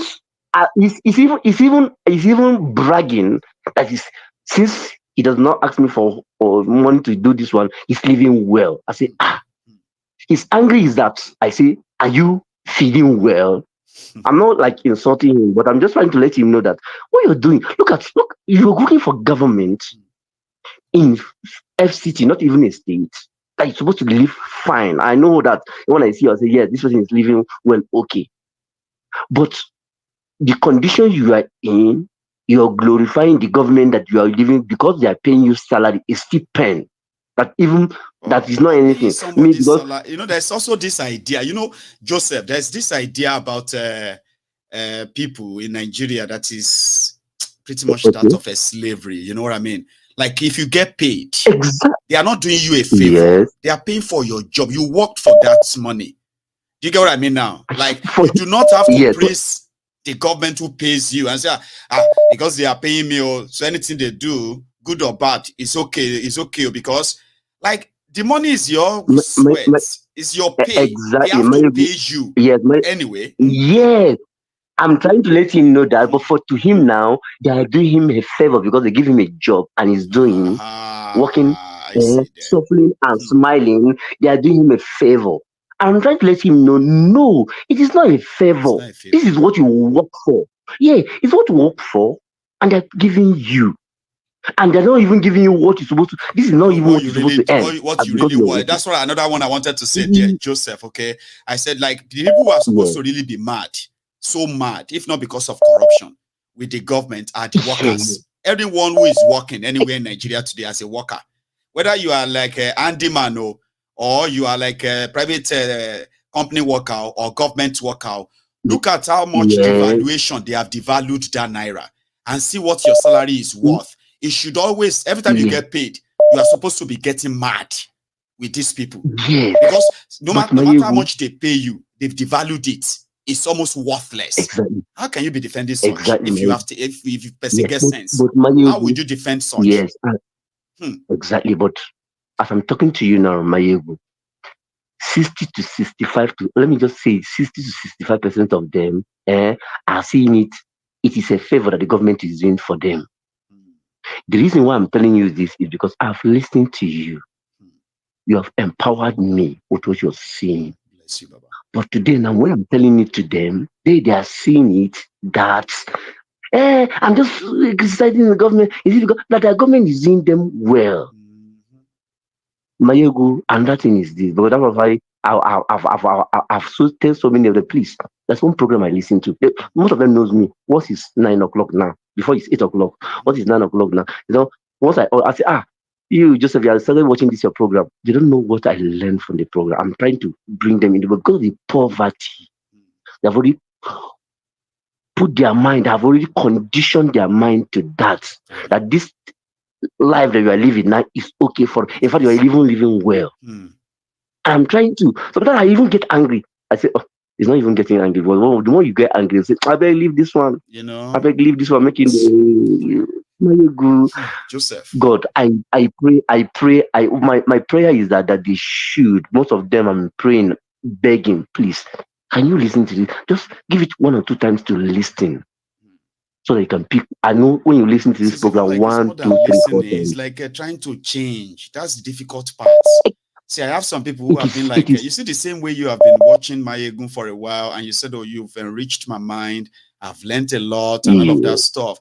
There are people who have been watching me for the past 7-8 years, like others too. And the reason why they are here is because they are waiting for the day that all of you can just say, Maiyegun, you really you fuck up. They are not here to learn anything. It's not impacting. So we want people to listen. Some of them are waiting. Yeah, they are waiting. Yes, some of them are waiting.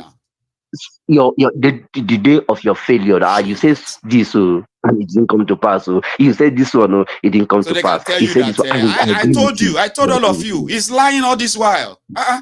You now, you be the mumuna where they believe him. Now we know him. You don't know me. I don't know them.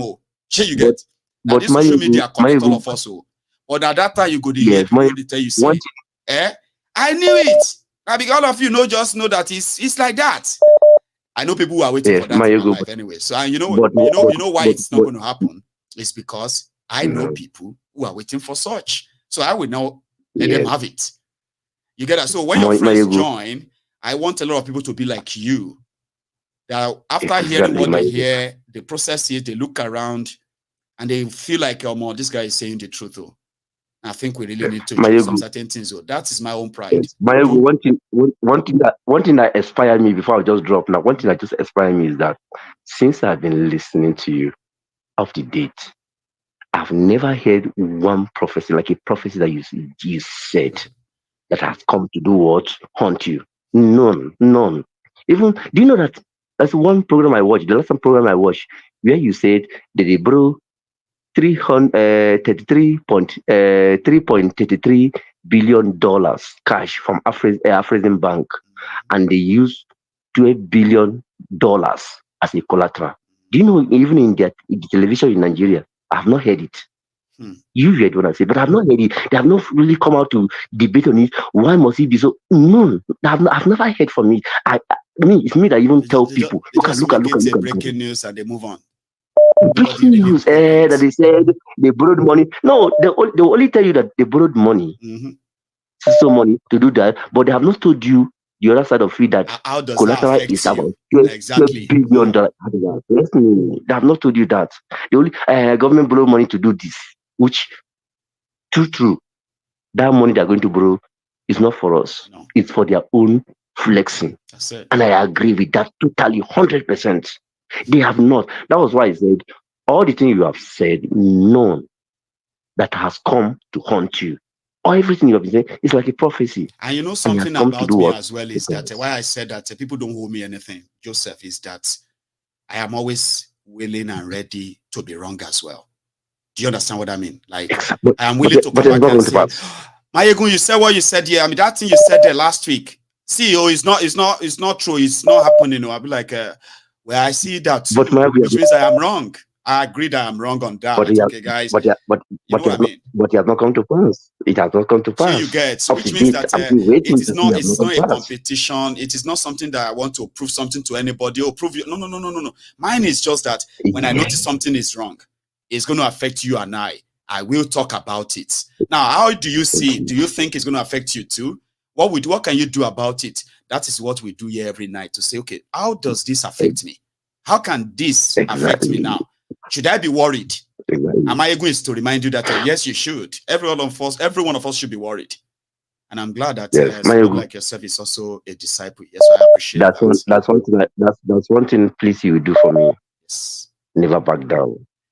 Of this your blessed day is I will pray for you too. If it was 7 years ago, we could be having this conversation. Yes, you know what I mean? Like, would you or would you not? Would you or would you not? You know, like, you see, we are at a stage whereby, I am at a stage whereby life has taught me a lot.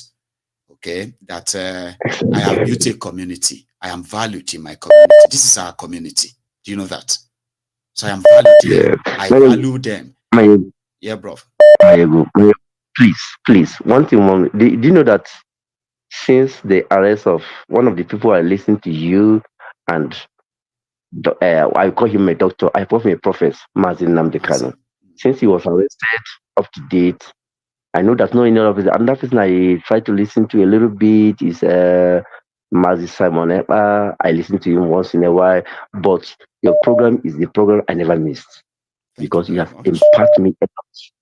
It imparted me, and I learned so much from you. That was why I say, please, me, like somebody like me, I will keep praying for you too to continue because you can always you can always have your mind at rest. Okay, I know that a lot of people always it breaks out. Okay, for example, let's say I have been doing this now for over 10 years. By the way, brother. Okay, there are people who have known me from that day 10 years ago when I was just a rookie.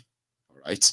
So I believe that there are some generation, my generation, the generation before me, the generation after me.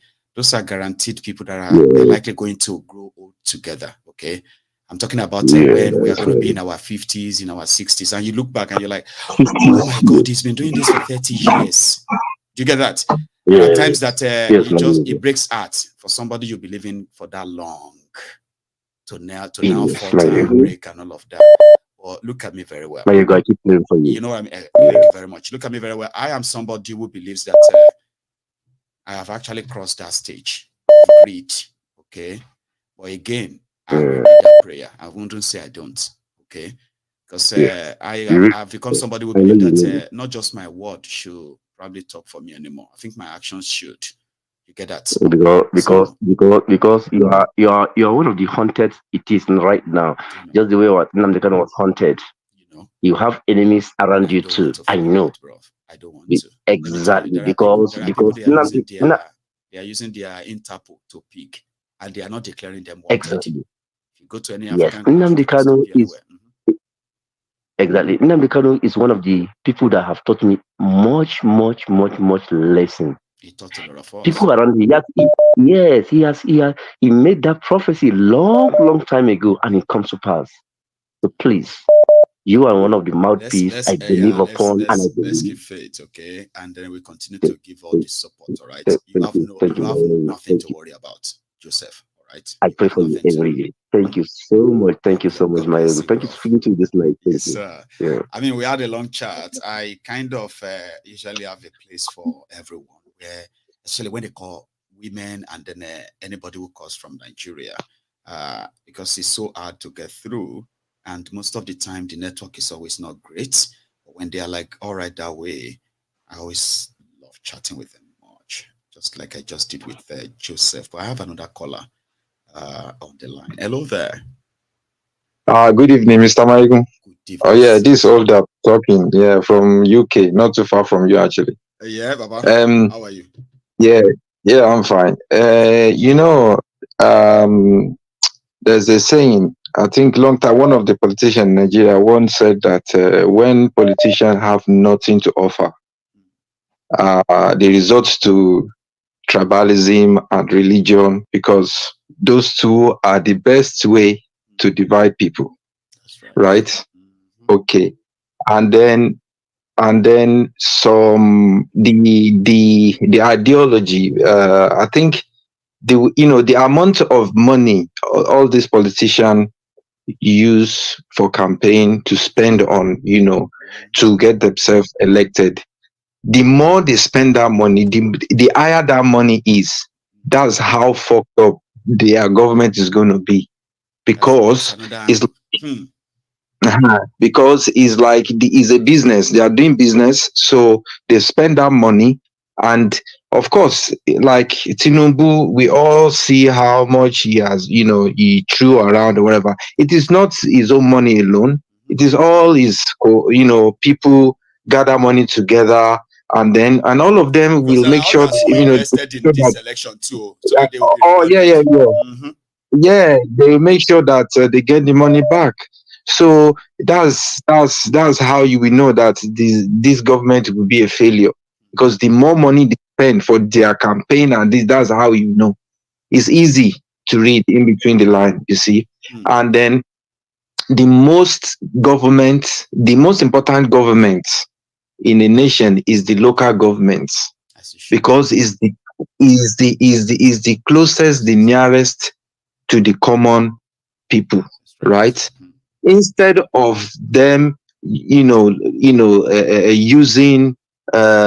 ministerial offices, creating ministerial offices like humanitarian and poverty alleviation or whatever, and then they start distributing 8,000 or so on. Why can't they start empowering the youth?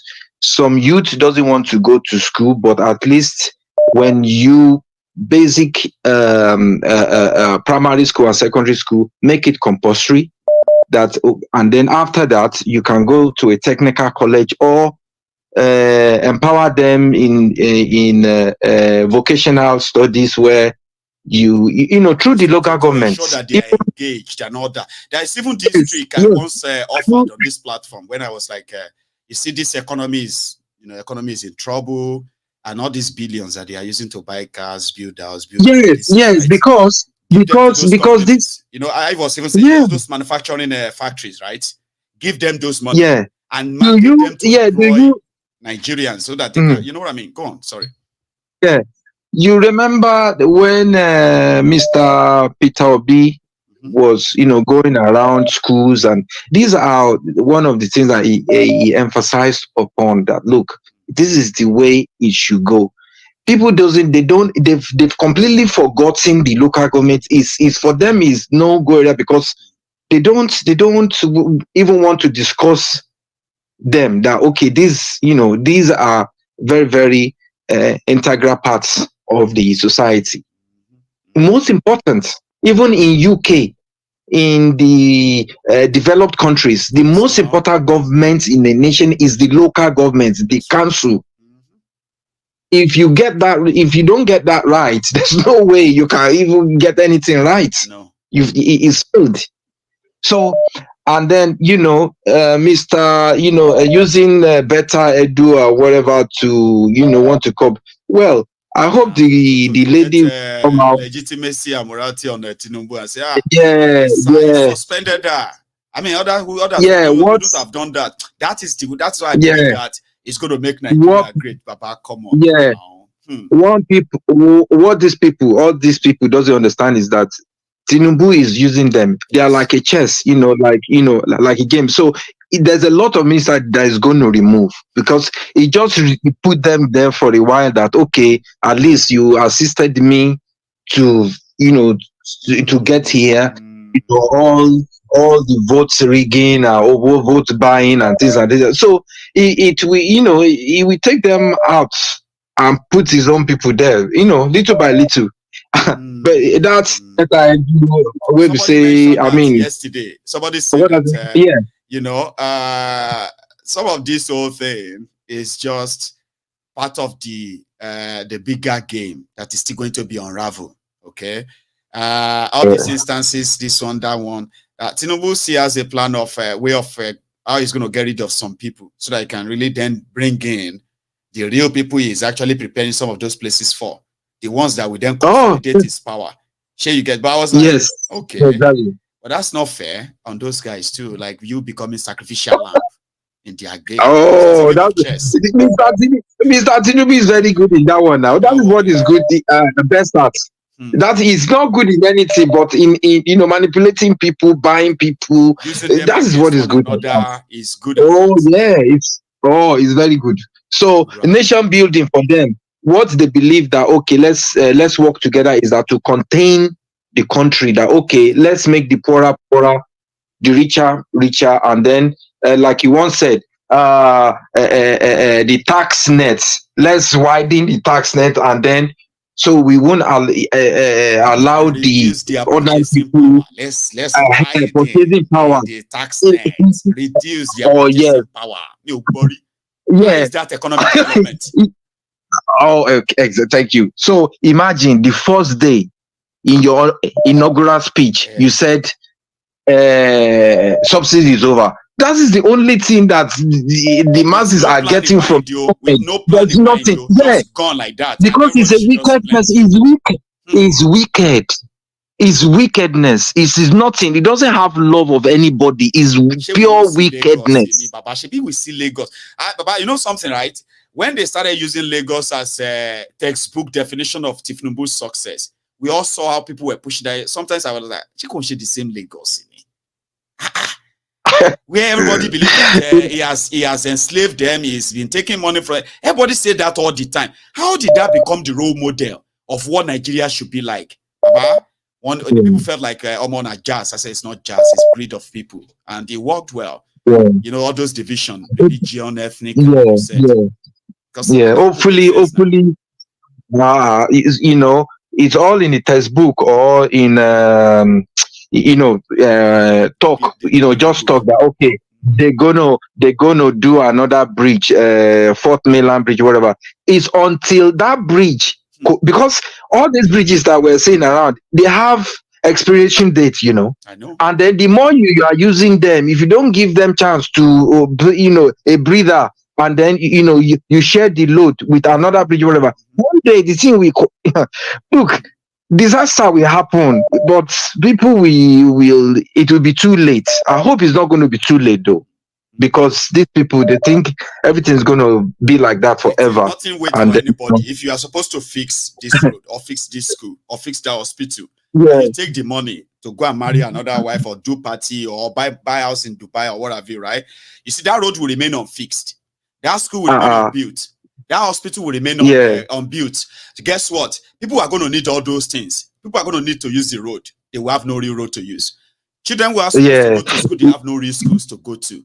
People who need to use medical care, they will have none to, right? And those generation are going to be there. It's not going to just change just simply because you're like, God, come on. It doesn't work that way. I told people, Baba. Baba Maiyegun, I don't know, but I hope God will, and God will help them anyway. Thank you very much. Thank you very much. God bless you. Here. Thanks a lot. Okay, you have a good one. Okay, nice one, sir. Because you see, people should know that thank you very much. what is left undone will remain undone. It's not going to do itself. And in most cases, these are things that have to do with life and death of the people. So that is like saying if they leave the responsibility undone, the people are going to suffer it. Think about that. Right? Hello there. Hello, Maiyegun General. Yes, sir. How are you? CA from Atlanta again. CA from the Atlanta, Georgia. Again. How are you tonight? Or this afternoon, rather? In Georgia. This evening. I'm good, Maiyegun. This evening, good. Too. How are you doing? Well, we are very well. Thanks for asking. I just want to make one appeal again. Please, we have to regulate this our call. Like just the way we do the open mic, because people are waiting. Yeah, people's parliament. 5 minutes, please. Call us, please. I implore you guys to. I know we all want to contribute best. Please, like by minimum, maximum 5-6 minutes, please. I beg you all. I know how the program is. How the program is engaging. It's an engaging program. We know we love to call, but I know a lot of people want to call too. I know. Thank you so much. So as far Tinubu built Lagos, like you said, the same story. I was thinking, which Lagos? Is it the same Lagos we know, or is it a different Lagos somewhere we don't know? You know, but they keep, bringing that up. That they now said, he knows he has eyes for talent. He knows how to hire people. Yeah, that the same person that puts Sanwo-Olu, that puts install Sanwo-Olu knows how to hire people. I just don't understand how people they just keep bringing one thing or the other. He knows what he's doing. But like the last caller said, one thing I give to him is he knows how to maneuver stuff. He thinks ahead of others. You know, when you have a crooked mind, you always have crooked ideas to manipulate and to do all those. He knows it. The why become a pastor because you have access to endless stream of income, money and the information. Yes, so you can buy anybody. People are saying the wife is a pastor. Look, he knew there's going to be Muslim ticket. That was why they sent the wife to get ordained in the church. Far back. But people don't know this thing. So that when the thing comes, they say, the wife is a Christian. It's a man of, it's a reverend. It's a lie. He knew all. The guy is a master strategist. He does that his strategy, he uses as evil strategy, nothing for good. Evil strategy. Yes, he knows how to strategize and how to plan ahead. So you can imagine if he turns this plan he has to something good. Of course, the country will have been good. Then for those who keep believing, I don't know, like I said it before. Is it that there's juju, somebody uses some way of voodoo? I don't know. How can people still believe that this country is going to be okay? I don't understand it. It's not ordinary. People just believe. I think don't worry, Maiyegun, you criticize too much. You expect too much stuff. I don't understand how people think. I don't understand. When I was growing up at the time, they always say when you interview them during independence, the greater achievement Nigeria has been won. No matter our problem, we still manage to be one. That's an achievement. That's an achievement, I guess. It's an achievement. We still won. That's an achievement. That is sad. Okay, we don't keep on the good work, man. Let me not break my own stuff. I'm hearing from you again. Okay, thank you very much for keeping it brief as well, right? Sticking to your own words. I love that. I thought I just took another call there, but I think I missed that. So give me a sec. Let's see if I can get them back up. Hang on. Where are we? They are robbing me on this what do you call it? Oh yeah, give me a sec. So it's like they are robbing me on my what do you call it, on my line, where when people call directly, I just ended up getting sort of charged. I didn't make calls, so why should I be charged for receiving calls? But I said, well, you know what, I'll give them another extra money. So yeah, hello, sir. Hello, sir. Maiyegun. Good evening. Good evening to you. How are you doing? I'm doing good, Maiyegun. Thank you very much for the good job you're doing, Maiyegun. You're really waking us up. You're waking us up and you're making us believe like one day something gonna happen Yes, so in Nigeria, you know. So I just want to contribute to things like the what is his name again? The Bawala or something? yeah, I forgot Buala. how the Bawala of a person. And anybody that is telling you that he has interest in Nigerian politics is this time around or all along, that person he doesn't mean well. He's only going there to take his share because nobody mean well for that country. Nobody they know that it's impossible to fix Nigeria. Even that time P2B was lanting. He was just doing it just to go there and take his share with his own people. Not that he's going there. Nobody can. They know that it's impossible with this present constitution. Nobody will go there to fix Nigeria. Anybody telling you he's interested in Nigerian politics, just know that that person is a thief. Exactly. Yeah, he's just a thief waiting to go and take his own turn. It's as simple as that. By the time we understand it, then it will be easier for us. And this one, they are saying no grief for anybody. This thing, they're just saying Nigerian youth now, they are hungry. They are not ready to go on the street anymore. That thing is just a skit maker. They're just doing. But all this police is saying this Nigerian youth is not ready, and the system know that they have crippled them. The last energy they have was at the end. SARS. Yeah. What is it? Yeah, that is when they use their last fuel. If they still have any other fuel to use, it's after this election. What does it call? This will be movement. Another missed chance, yeah. Yes, but that time that is we know that they don't have any other gas to put. Is this thing any other thing they're saying now just to make? So you can see everybody is a skit maker now. They are just looking for something to eat. Like anybody that is hoping that Nigeria youth will rise up again, in the next 200 years, it cannot happen. Hey, that is just take it from me. Like it's not going to happen. It's not going to happen. They are not even ready. Who want to go? Who? The little one that has. You know what somebody told us that for a real revolution to take place in Nigeria, there's going to be 2 revolutions in northern Nigeria, and some people are still trying to understand what that even means. And that's going to give credence to what you just said. Like, man, if there's no chance, right? No chance, Maiyegun. For me, I can give up already. No chance. This is only what I can contribute. Another person call, yeah. I appreciate that. Well, thank you very much. So when you bring out this thing for we're ready, yeah. Don't just know we're ready to make the tempo of the truth. You know, work out. That one, no, it's going to be Monday. That's going to be on Monday. No, usually when I'm raising funds, right, in history, right? Yeah. I don't usually have a lot of people on because a lot of people just like, no, I'm not part of that. It's not doing any. No. So, but I know this one will be different. I know my own people will show. I'm saying it ahead of time now. Like $1, $2, 1,000, 5,000. It doesn't matter, right? It is the no problem. I'm gonna support no. That matters. No, you have give us a lot, so we need to give back. So one way or the other. Thank you very much. So it's okay. That, okay, you have a good one. All right, okay? Thank you so much, sir. You too, man. Yes, sir. So I am taking another call here. And hang on, okay, yeah. Can you hear me? Yes, I can hear you. Maiyegun. Doctor. How are you? I am very well, sir. How are you? You still have a time? I thought you would be on the campaign trail, or you have a break? I just have 10 or 15 minutes. That's why I say, okay, let me call my son. Maiyegun. Two minutes of that with us then. Go on. Doctor. Exactly. Now, God bless Maiyegun once again. Happy New Year, and also to the member of the Temple of the Truth family. God bless you.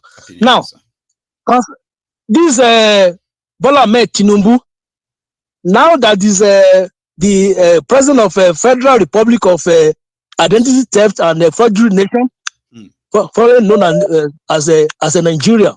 So, being the president now, if he thinks that he is very honest and corruption free, he should just come and appear before the Congress, because he has a case here in America. Now, if you think he is the president of Nigeria, Federal Republic of Identity Theft and Fraudulent Nation, it should come and appear before the Congress.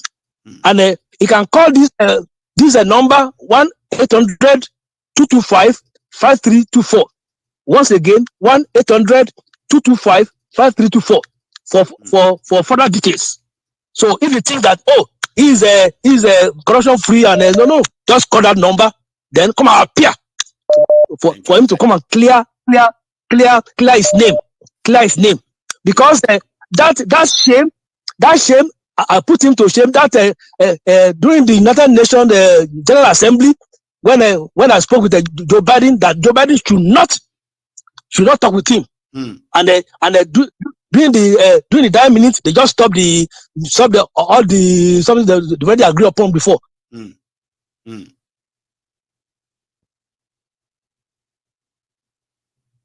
Oh, all right. I'm just going to take it down. Hello there. One name. One name, the number.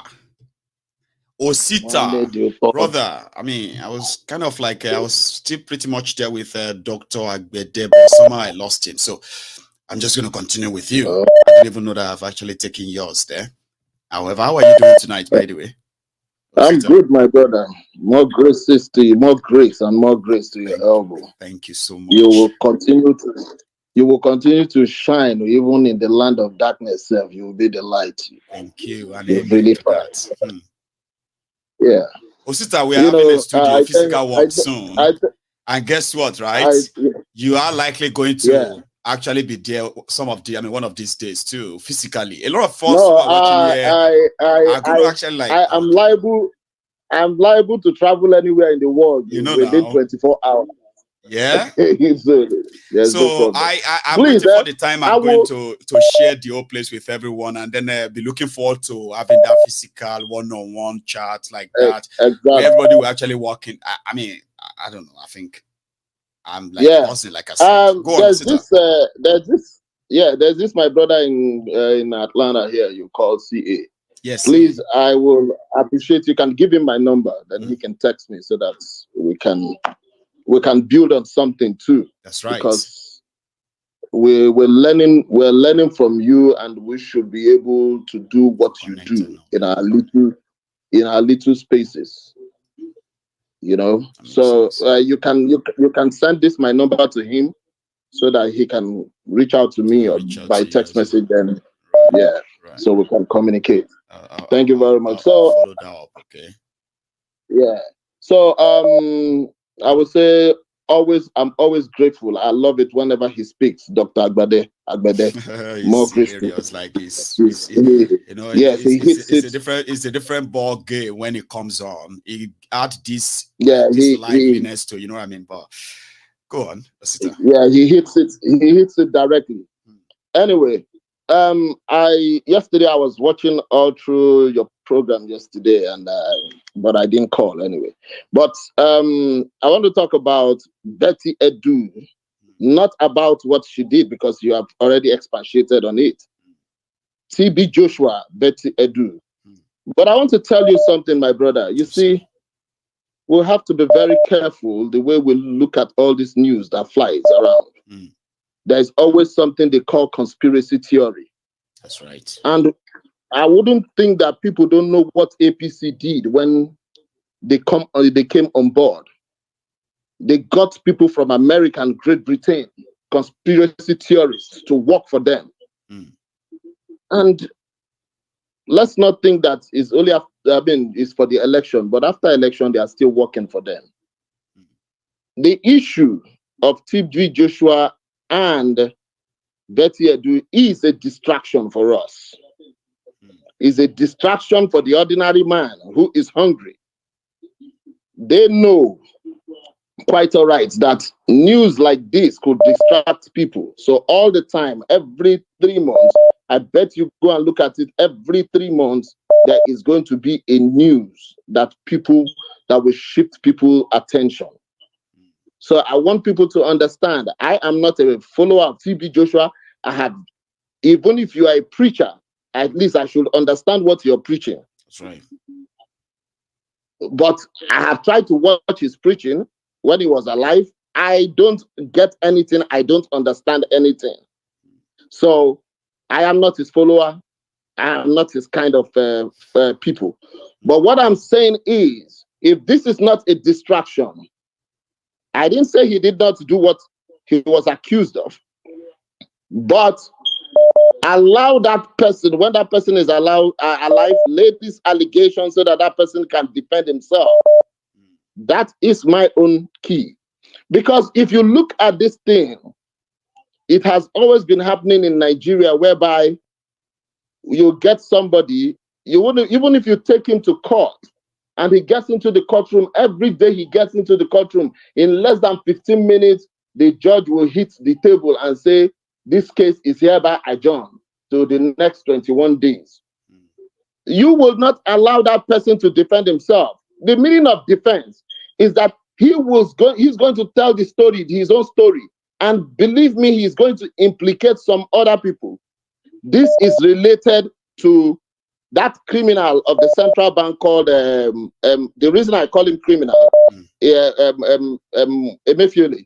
One of the major reasons I call him criminal is that he doesn't know as a CBN governor, he is not supposed to be partisan. That he came out openly and bought a ticket that he wants to become president of Nigeria. That is bought a form of APC. We remember that time. APC was selling for how many million? 100 million naira, remember? Million. And that's Ragamuvian. If you ask him now, he will say he's a professor. He has all the degrees in this world. That is the reason anybody who is a professor in Nigeria, I don't respect that person because he doesn't even know the list of the things that the ordinary man knows. So all these things, so when you look at all these things, I just say to myself, bring all these people out, bring Emefiele to the court, let him say these things he's going to say, because we know when he says all those things publicly, we will be able to link it up with so many other people up to Buhari, so that we cannot put Buhari in the conversation. But for the fact that they are shielding this, I don't want to listen to all those different conspiracy theories and different clickbait headlines that people just read them and be like, So and after it is part of the conspiracy theory that is working, so that people will say, will validate Tinubu, the criminal, the head of the criminal himself, the creator of the criminal. Then he will now say, oh, Tinubu is working. I told you, he's going to sanitize. But I'm so sorry, he's never going to sanitize anything because he doesn't even have a sanitary pad. The one that is wearing inside his bum, that one is already soaked. He doesn't even have a sanitary pad to sanitize himself. Big pampas, you know? Yes. How much more to do this thing? So when you look at it, and when people are saying, oh, that give him a chance, like I have a friend of mine who said, oh, why don't you see anything good about Nigeria? Give him a chance. I told him that, what chance do you want people to give you? After the election, you have several months to prepare for your inauguration. I remembered Obama came on board when there was depression in the world, not even in America. But his body language, his messages resonated to be hope. When he took office, people believed in it as an agenda. And his actions also gave people confidence that indeed things are going to change, hopefully. And they did change. And because this was a guy who went on public space, people asked him questions. He was on debate and the campaign trail. But this one, there was no debate, no campaign trail. Nobody can ask him any question that how do you want to turn this thing around? So anything that anybody is thinking that there is going to be hope, there is no hope for Nigeria. Remember, there was a time I said something that even if Peter Obi wins, is he going to rule with this constitution? As far as the institution called Nigeria wants to remain, there is nothing anybody can do about it. The only way that we will tackle our little problems are in our own little way. Because like the governor of Imo State, where I come from, he comes from the same senatorial district where I come from. By the time that we are on our side, on our own, if I want to go and look for him, I can gather boys and I'll go to his gate in his house and ask him, Benny, what do you do? Come out. Oh, yeah, come outside. We get talk.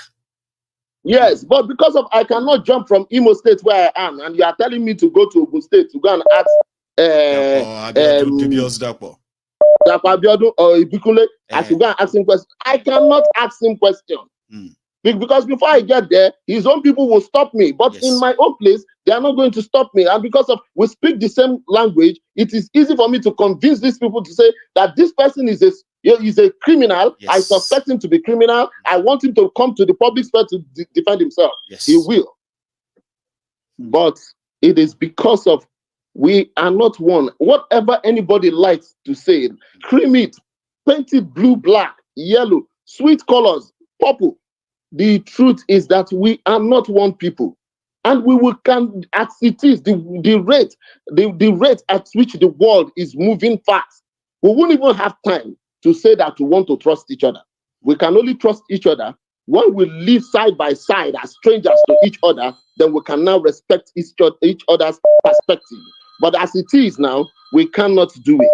So we should pay less attention to some of these news distractions that are not really adding to let's not they're not adding anything to let's the not real give in to all this distraction. Because mark my word, come after this time, I mean in the next 3 years, Tinubu will fix all those criminals that you know. This thing is a marathon race. It is a state capture, and one person does not capture the state. No, it is a gang of criminals. So what they have, they apportion slots to each other. So those slots, Betty Edu has served his own time. He will remove him. He will have to put another person. That is the way they will have to start. Keep doing till his 8 years, his 4 or 8 years will finish, and that we will still go back to square one again.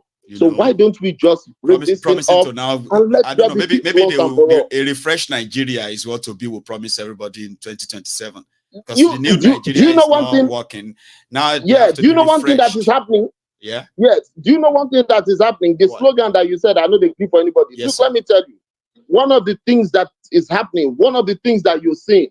Formerly, we used to do election when election is organized in Nigeria. After the election, they declare somebody winner and everybody will go. But the truth is, either we like it or not, the Obidients, they have refused to be blown away. They remain though. They even want to make them be like they want to make them feel like whatever happened in Labour Party, they are responsible for. They're like, no, we don't give a damn about Labour Party.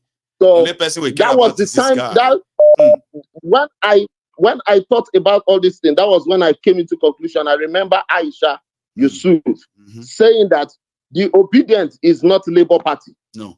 That was the truth. The Obidients is not Labour Party. The Obidients is different from Labour Party. No. So the reason it is standing is because they have tried to pull down that party.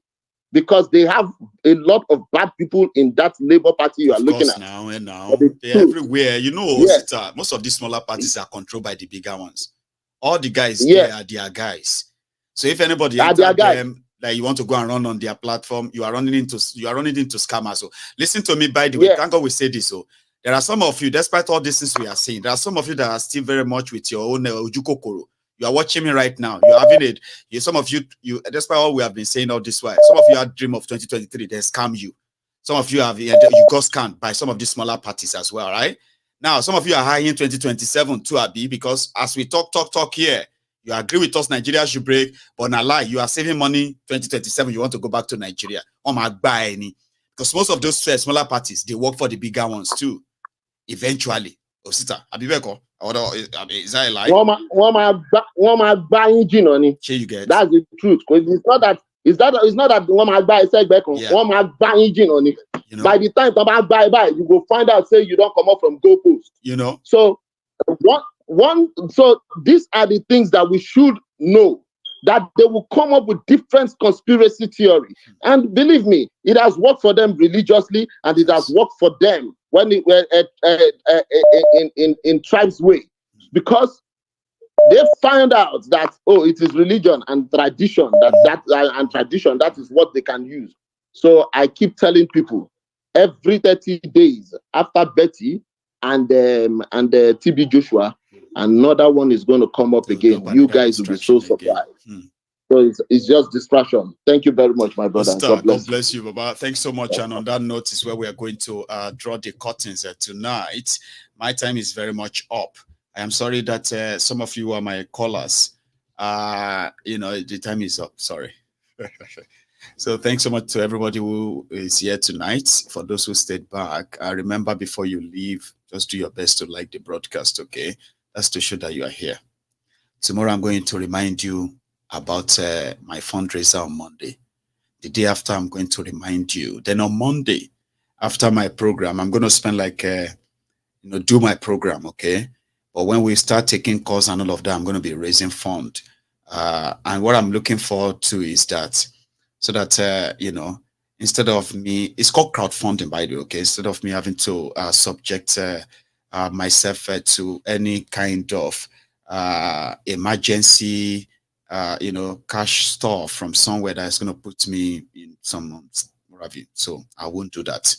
So from my savings and with your help, I am going to share with us one of the biggest win for 2024 for myself and for yourself, the Temple of Truth physical address. I don't want to give you the address now, so it's not active yet, okay? However, we are going to have to make that happen. And this is personal. It is personal for me. And that is why those of us who are going to participate in that, just remember this. Remember this before you go. Even though I'm going to come out here and ask for your support and all that, and I've heard a lot of people who are like, anytime we're going to do it and all of that, I know that 100%. But I always tell myself, and I want to say it to you too, you do not owe me anything per se. And that's why wherever you kind of give to me, that means you want to. It is voluntary. Okay? I'm not going to kind of, nobody's going to kind of force anybody to give any support in a way. And that does, that you are going to give that support. Remember, that does not give you the right to probably come around and be like, Maiyegun, I don't want you to talk about that thing. I'm one of the people who supported you when you wanted to open your studio. Do you understand? That's one thing about me. That's why I keep reminding everybody. If you love me, if you support me, it must be unconditional. Do you understand? I don't owe you anything.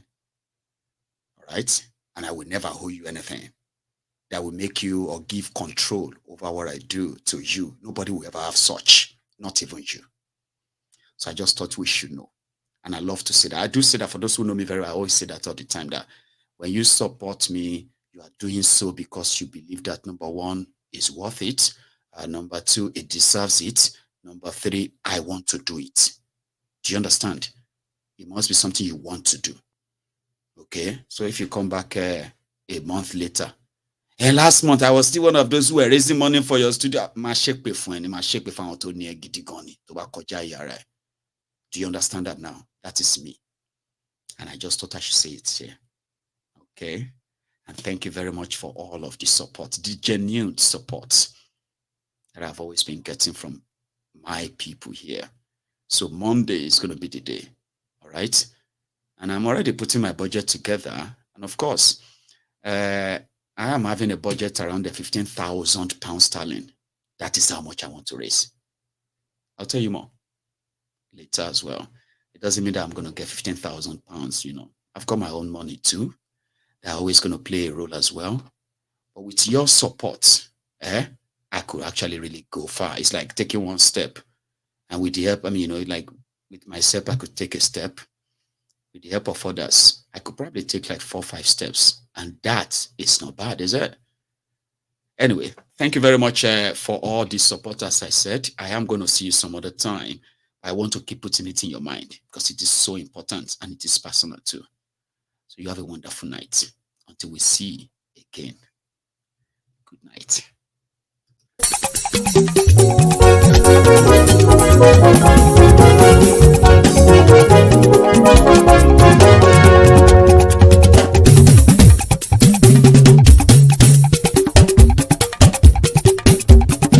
Maiyegun làwa mọ̀, la mọ̀ dódódódó.